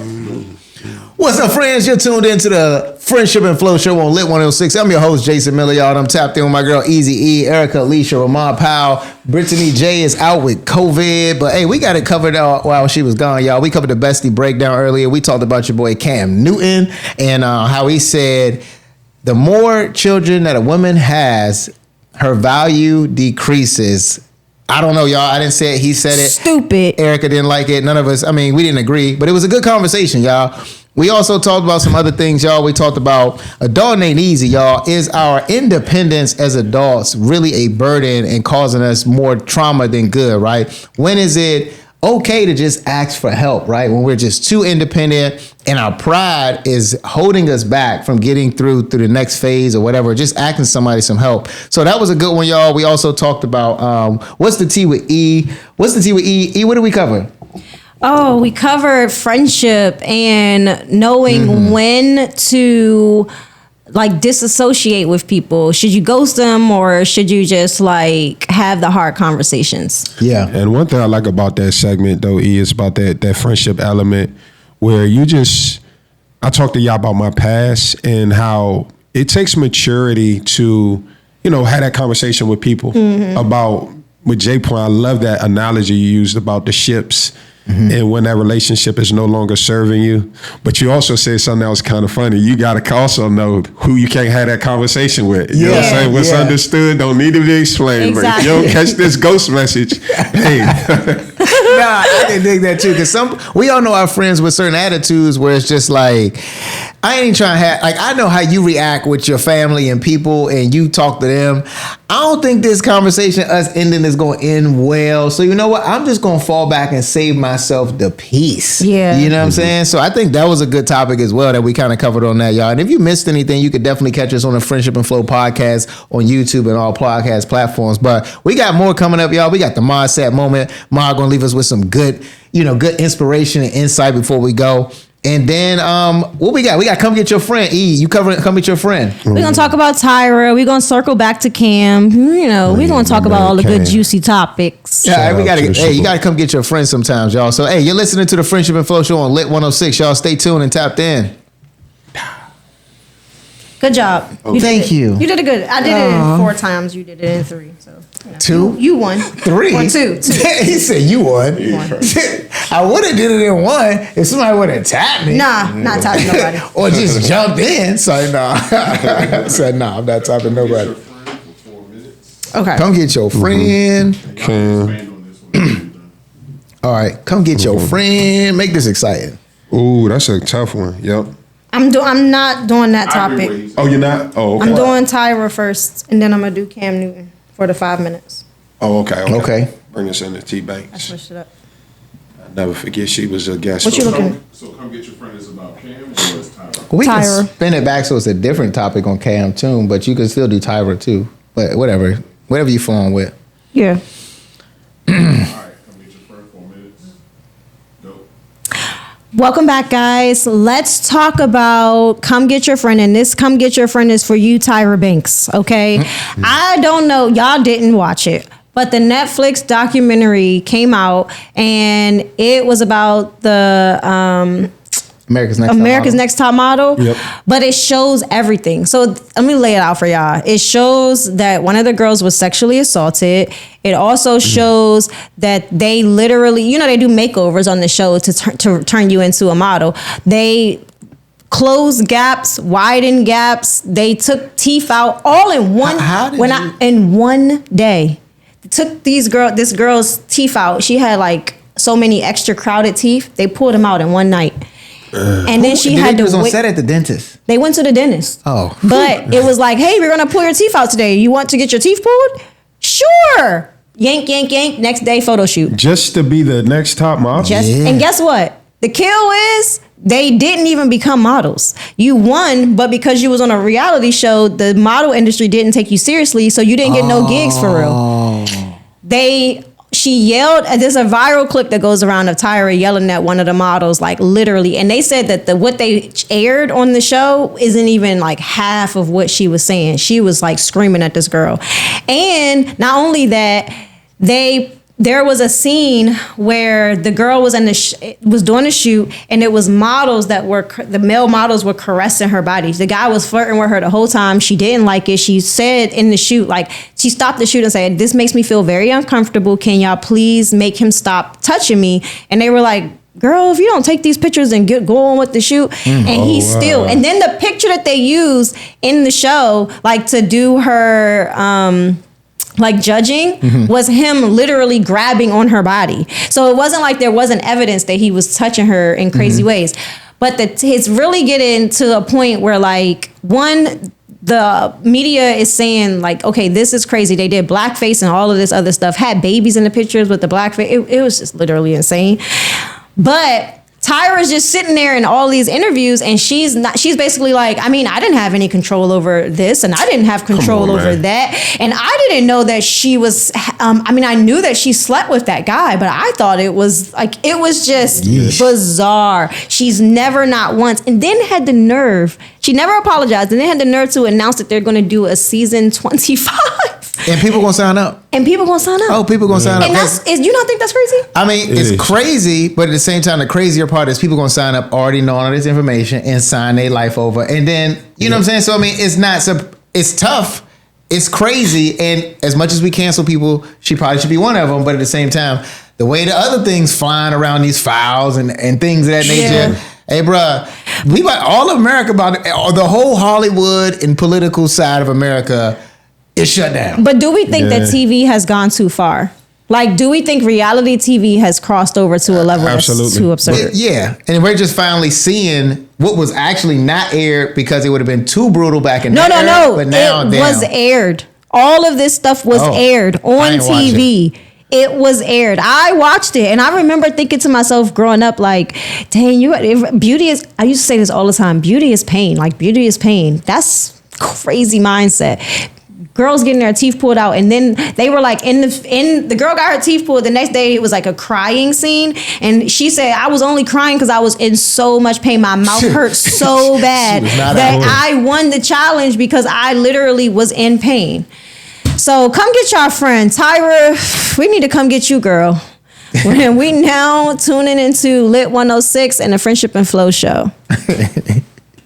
I like it. Oh, that's wild. See, I think people, for real, I think people at this stage, just because people have seen, like, think about the pathway to success. Mm-hmm. Almost nothing is frowned upon now. Yeah, we're fucking desensitized. Yeah, we're desensitized. You remember, like, when Real World and Real Rules came out? Yes. It was like, oh, shit. I remember that. You get, like, a real, like, look. Lives and shit. But nowadays, if you look at TV, 85% of TV is reality. Yeah. It's fucking weird. Yeah, like, it is. Anymore. No, I mean the only creativity is being reality. You get so excited about like a new show coming out, and it's not because the show is relatively good. It's because it's like it's different. Yeah, because it's not some weird ass reality. And it leaves space for new creatives to create something original in this sense, because again, reality is so easy because you got YouTube and things. Bad because it doesn't expose people to stuff that like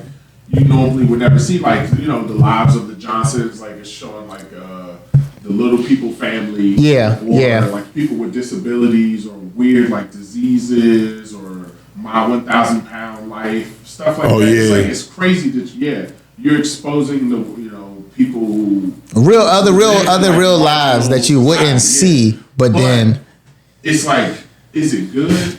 You know what I mean? Like, are you actually helping these people, or are you just using them? But then again, I think it's like you said, it's two sides of that coin, because you have the crazy celebrity side, the reality TV shows that are just nuts and crazy, right? Just fighting and doing all this other stuff. But like you said, the 600-pound, people, or reality shows, you have the little people. They're really going through life. You know what I'm saying? And you're talking about, are you going to help them? It's like, I mean, they helping themselves. I'm just here to see how you live life, because some of our own reality, we should have real world baby daddies. The real life of living with baby daddies and baby mamas. That's where it comes to the point. Like,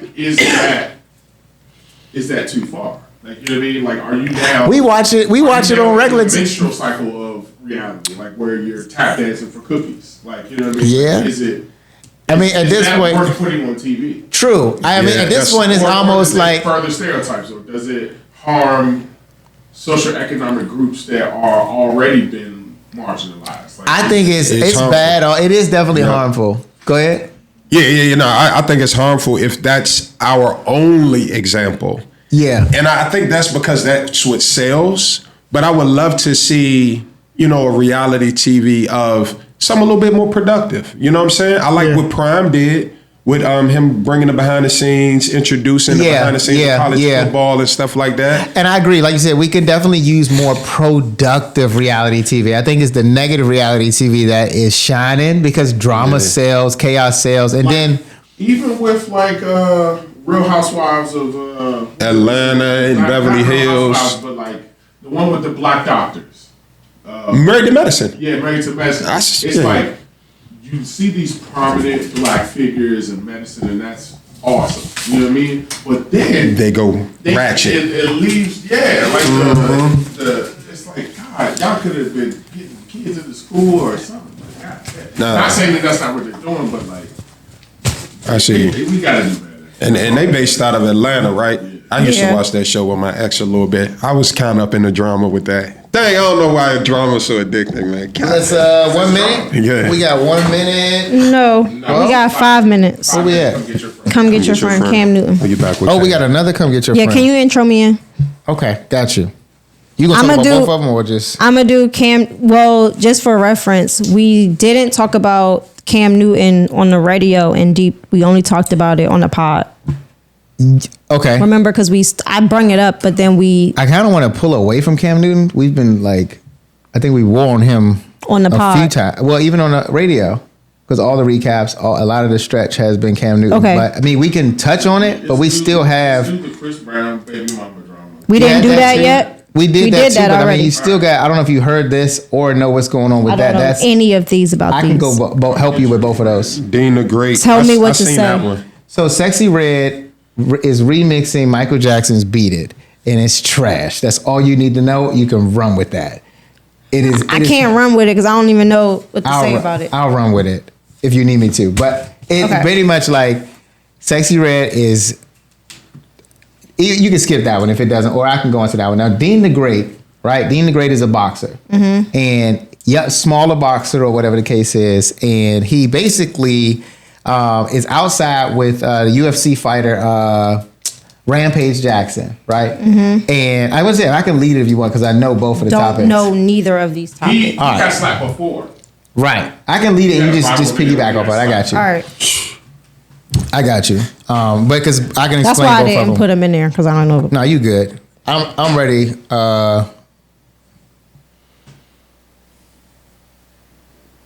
Welcome back. You're listening to the Friendship and Flow Show on Lit 106, y'all. Hey, it's time to come get your friend. We still got some more people that we got to come get, y'all. Real quick, we touched on Cam Newton. Obviously, we had to come get him, and that was just canceling him. Chris Brown, we might have to come get him, or we got to come get his baby mothers, I think. Yeah. It's really not him, or whatever the case is. But I also want to come get Sexy Red. Sexy Red just made a new track, or she's making a track, or the track is out of her remix to Michael Jackson. You know what I'm saying? Beat It, or whatever the case is. And I don't know how I feel about it, y'all. It's not doing no justice to it. I mean, that's to do anything sampling Michael Jackson takes.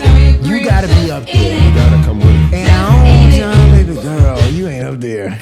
What was how bad is it on a scale from 1 to 10? I mean, truth be told, y'all, be honest with you. No, you know, I'm not. Most of Sexy Red stuff isn't above a 6. Okay, so that's what I heard. So therefore, this one is in the lower 4-3 area.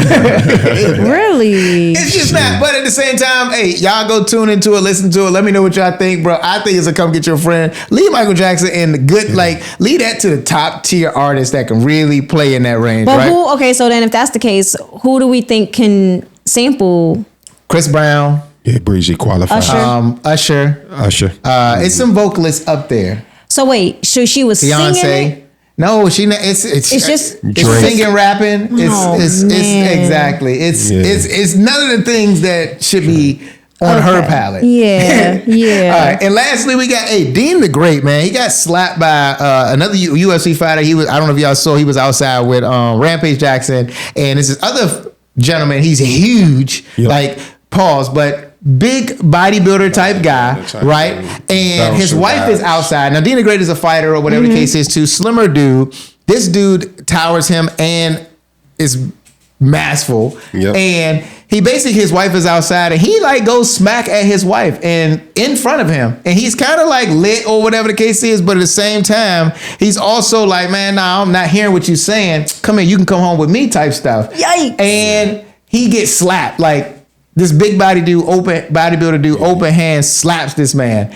And now he want to fight him. And either way, I don't think this turns out well for Dean the Great, because you talking about you a boxer, stand-up boxer. You got one, this dude's a bodybuilder, right? Mm-hmm. Two, he's a fighter also. So it's not like you going. But UFC is like more like rough housing, more harder fighting, right? Is that in a not? sense? I mean, it's just more ground game. It's more. It's mixed martial arts. It's mixed martial arts. Where boxing is one martial art, but the size difference is at least 200 pounds. Like if at minimum 180 pound difference, and I'm talking about solid mass muscle. This dude has to be like 300 pounds of all muscle. So here's my question. What do you do? I mean, because they are fighters, so naturally. But wait, first of all, before we even get into that, aren't their hands like? Can you? No, their hands are registered, yes, but at the same time, it was just an automatic. Bro, you disrespected me. I told you to chill, and he slapped him, like open hand slapped him. So the disrespect. So Dean the Great is kind of. No, but can't he go to jail for slapping him? His hands is registered. Yes, he can, but they not doing both of their hands registered. He didn't want to do that. What he wants to do is fight him. And if you see, we gonna make sure on the pod we put up the picture and everything of the dude and everything like that, so you can see the size it's not difference. even about that. It's just about the simple. Because I'm thinking in my head, the first thing I'm reading from this is this like a publicity stunt so they can get a fight? This not gonna be a fight. Like when you see the size difference, it's not even like me to Ramad. It's like it's like me to Incredible Hulk. Yeah. Like it's very different. 6'7", 6. Well, I guess my back to the question I was going to ask is, as a man, if another man approaches your wife or your girl in front of you, what is your natural reaction? My natural reaction is to see how my lady reacts, right? And give it a second. Which dude did? He didn't. He was chilling. And then he Rampage came up like, yo, chill. That's my man wife. He's like, nah, bro. Like, she trying to see what's up. Yep. And at that point, it was, oh, yeah, he has no respect for me. And then he went over again. And it was just so calm and smooth. The way he just like, it's like he's swatting a fly and just tatted him up. And then, so fast forward, he goes to like they're at another place or whatever the case is. Dean the Great shows up like, nah, he got to see me. Like clear some space. He got to see me. And that's where I was jumping in like, Slim, you about to lose he gonna die. It's probably death. No, literally, it's not a fair fight at all, yo. So, I mean, I don't know, bro. Hey, you got a few people you got to come get your friend with, man, because some of y'all out of line. So come get your friend, y'all. Stay tuned. You listening to Lit 106. It's the Friendship and Flow Show, y'all. Stay tuned. But nah. Yeah. All I'm saying. Yeah. Ain't no. That's the size difference. Oh, I gotta shoot him. Yeah. Like, and he's like these, like, yes. I can't fight this nigga. Mm-hmm. And the dude's like, Dean the Great, like my size.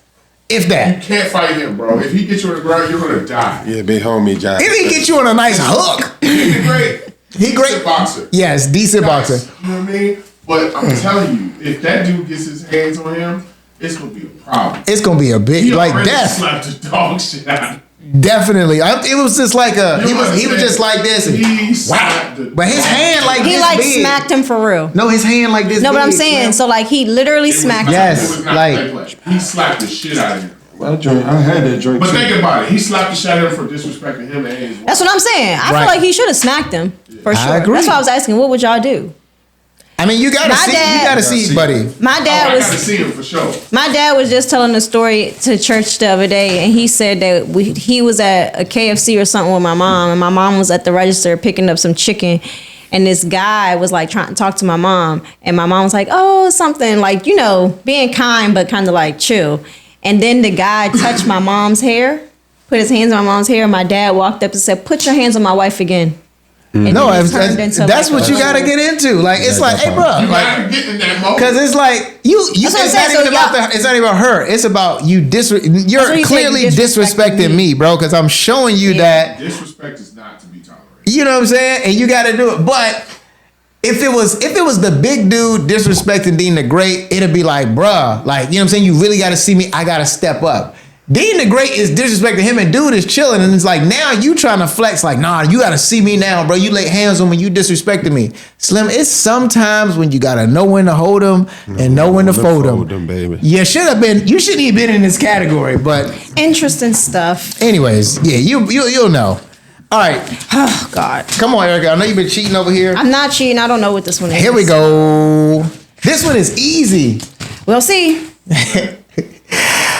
All right, friends, you're tuned into the Friendship and Flow Show, and we got Throwback Thursday trivia. Yes, Throwback Thursday trivia. All right, y'all, this is where I get to stump my cast on how much music they know. All right, so it's Thursday. Here we go.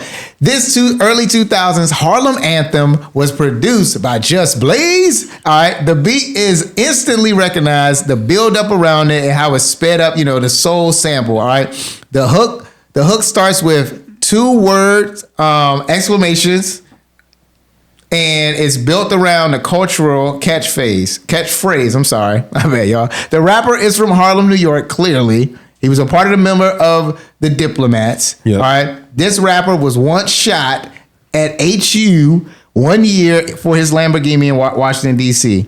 The song is 2 small words. Literally, who's the artist and who's the name of the song? Really quick. Featuring Drill Santana. Come on. Yeah, no, okay. Cameron. Got you. Cam. But what's the song? Dipset. It's Oh Boy, y'all. Cameron, Oh Boy. Come on, man. I love This that was song. easy. I actually really love that song too. See? You don't even be trying. Your brain just shuts off. I turned it off. It just turns it off. I didn't know it was Cam, but I turned it off. Just turned it off. Like, Because I love Cam. Ma said, Mom, can I? I'm sorry, y'all gonna be mad at me. Are you freaking kidding me, bro? No, but I don't want to pee on myself. Man, that's good. I left my water at home today. I was like, I got all this water in me. I mean, I don't want to say it out loud, Ma, but you know what I'm thinking, right? I don't gotta say it. Camera's on. I'm just saying. Camera's on. You already know what I'm thinking. I don't know what you're talking about. Okay. It's time to blaze that shit up. Wow, that's not what I was thinking, Pod. Wait. Did we get the episode up from last week? Maul? The episode's done. It's up to this guy.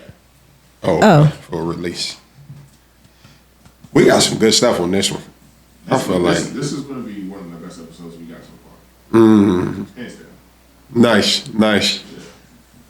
Come on, I man. don't know the reasons, but We got the woman of God coming forth in this Then, hour. I got one thing when we get off air. I'll tell you about. Okay. And I don't care what E says. Oh, I'm not gonna like it. what is it? It's an editing thing. That's all. That's all. No more editing. Can't take any more editing. No, it's one thing. It's fine. It'll be okay. It's fine to him because he ain't doing it. Yeah. I am going to do it. I'm going to just send it to him. Mod, set, moment. Okay. Ready? Oh, yeah, you never sent me any of the little picture things. Thanks. I know I got to make them from the last one and this one. But these people going, I got you. Okay. Go. What's up, guys? Welcome back. We in that final hour, and we're tuned into the Friendship and Flow Show. It's your boy, Uncle Mod, and I want to give you this mindset moment. And y'all know when we get into this segment, we believe that, man, when school had ended, you should never stop learning. And as we were talking today, we talked on some good topics, but one thing that stuck out to me was how powerful assumptions can be. Now, assumptions can be good in a positive place, but really what it does the most damage is in a negative place, y'all. And so if I could have like maybe a memorable quote, something that I can leave you guys with is, don't assume you know, make sure you know. And where I'm going at with this is like in our minds, before we're getting ready to do anything, I talked to you earlier about a story about how I had to reach out to family and friends. What I was really struggling with was in my mind, I was already assuming that people were going to let me down. I was already assuming that people were going to disappoint me. And a lot of that stems from just the trauma in my past. But one of the things that I did do is, in spite of the assumptions that were coming into my mind, I decided to remove it, continue to move forward, and I reached out anyway, right? And when I reached out, I actually got different results than what I was assuming. Now, that was just me just needing somebody to, help me use their car to get back and forth from work and pick up my son. That was just me reaching out to somebody to help me bring some water while I was on some crutches. But the thing that I want y'all to evaluate is when you evaluate your own life, what areas of your life are you making assumptions? Are you assuming that this guy doesn't love you when he really might have the potential to love you? Are you assuming that that business won't be successful? Now you're to the point you won't even get it off the ground. Are you assuming that the people in your circle are not going to come through for you in critical moments? So here's the thing. Don't assume you know. Make sure you know. All those assumptions in your mind, y'all, stop entertaining them and go after what you want. Because at least if you put forth the effort into going after what you want, at least you know you've already tried on whether or not it's going to be successful. But assumptions don't do you any good. And y'all already know what they say about assuming. But that's just my mindset moment to close you guys out. Thank you again for tuning in for the Friendship and Flow. What's up, guys? What's y'all thoughts about assumptions? Hey, I try not to, dwell too much on assumptions. I just like to live in what's real and what's facts. That's what my therapist tells me to do. I mean, like you said, bro, assumptions is what, kills faith. And assumptions is, we're just assuming and not having the facts, right? So sometimes assumptions can be positive and sometimes they're most likely negative. So, hey, don't assume. Get the facts first and, hey, you don't know until you know. Hey, with that said, man, you listen to Friendship and Flow. Stay tuned on Lit 106. Good job. All right, we got the outro. We can just, like I said, this is just all recap and, do our thing. 1 minute, 30 in the negative. And that's all, folks. And whatever's left is the banter that is caught on here and talking about Erica. Whatever. You're so obsessed with me. Why are you so obsessed with me? Wait, are you sure this is it? This is, yes. After, when you hear the mindset moment, that's it. That's the. That's this. Okay. When you hear the mindset moment, that's it. Okay. We pretty much. So you're on the reminders part right here. Cool. I'm doing it. No, I'll do it. Oh, okay. I was just saying that's where All we right. are. We're going. I mean, you can get your moment to do so. Yeah. Okay. Ready? Steady. What's up, friends? You've been tuned into the Friendship and Flow Show on Lit 106, y'all. And I just want to say thanks for riding with us, man. Or if you ride with us, you at work, you finishing out, man. Thanks for tuning into the Friendship and Flow Show. I'm your host, Jason Miller. Just Jason Miller on all platforms. And Jason Miller, the Realtor, also, man.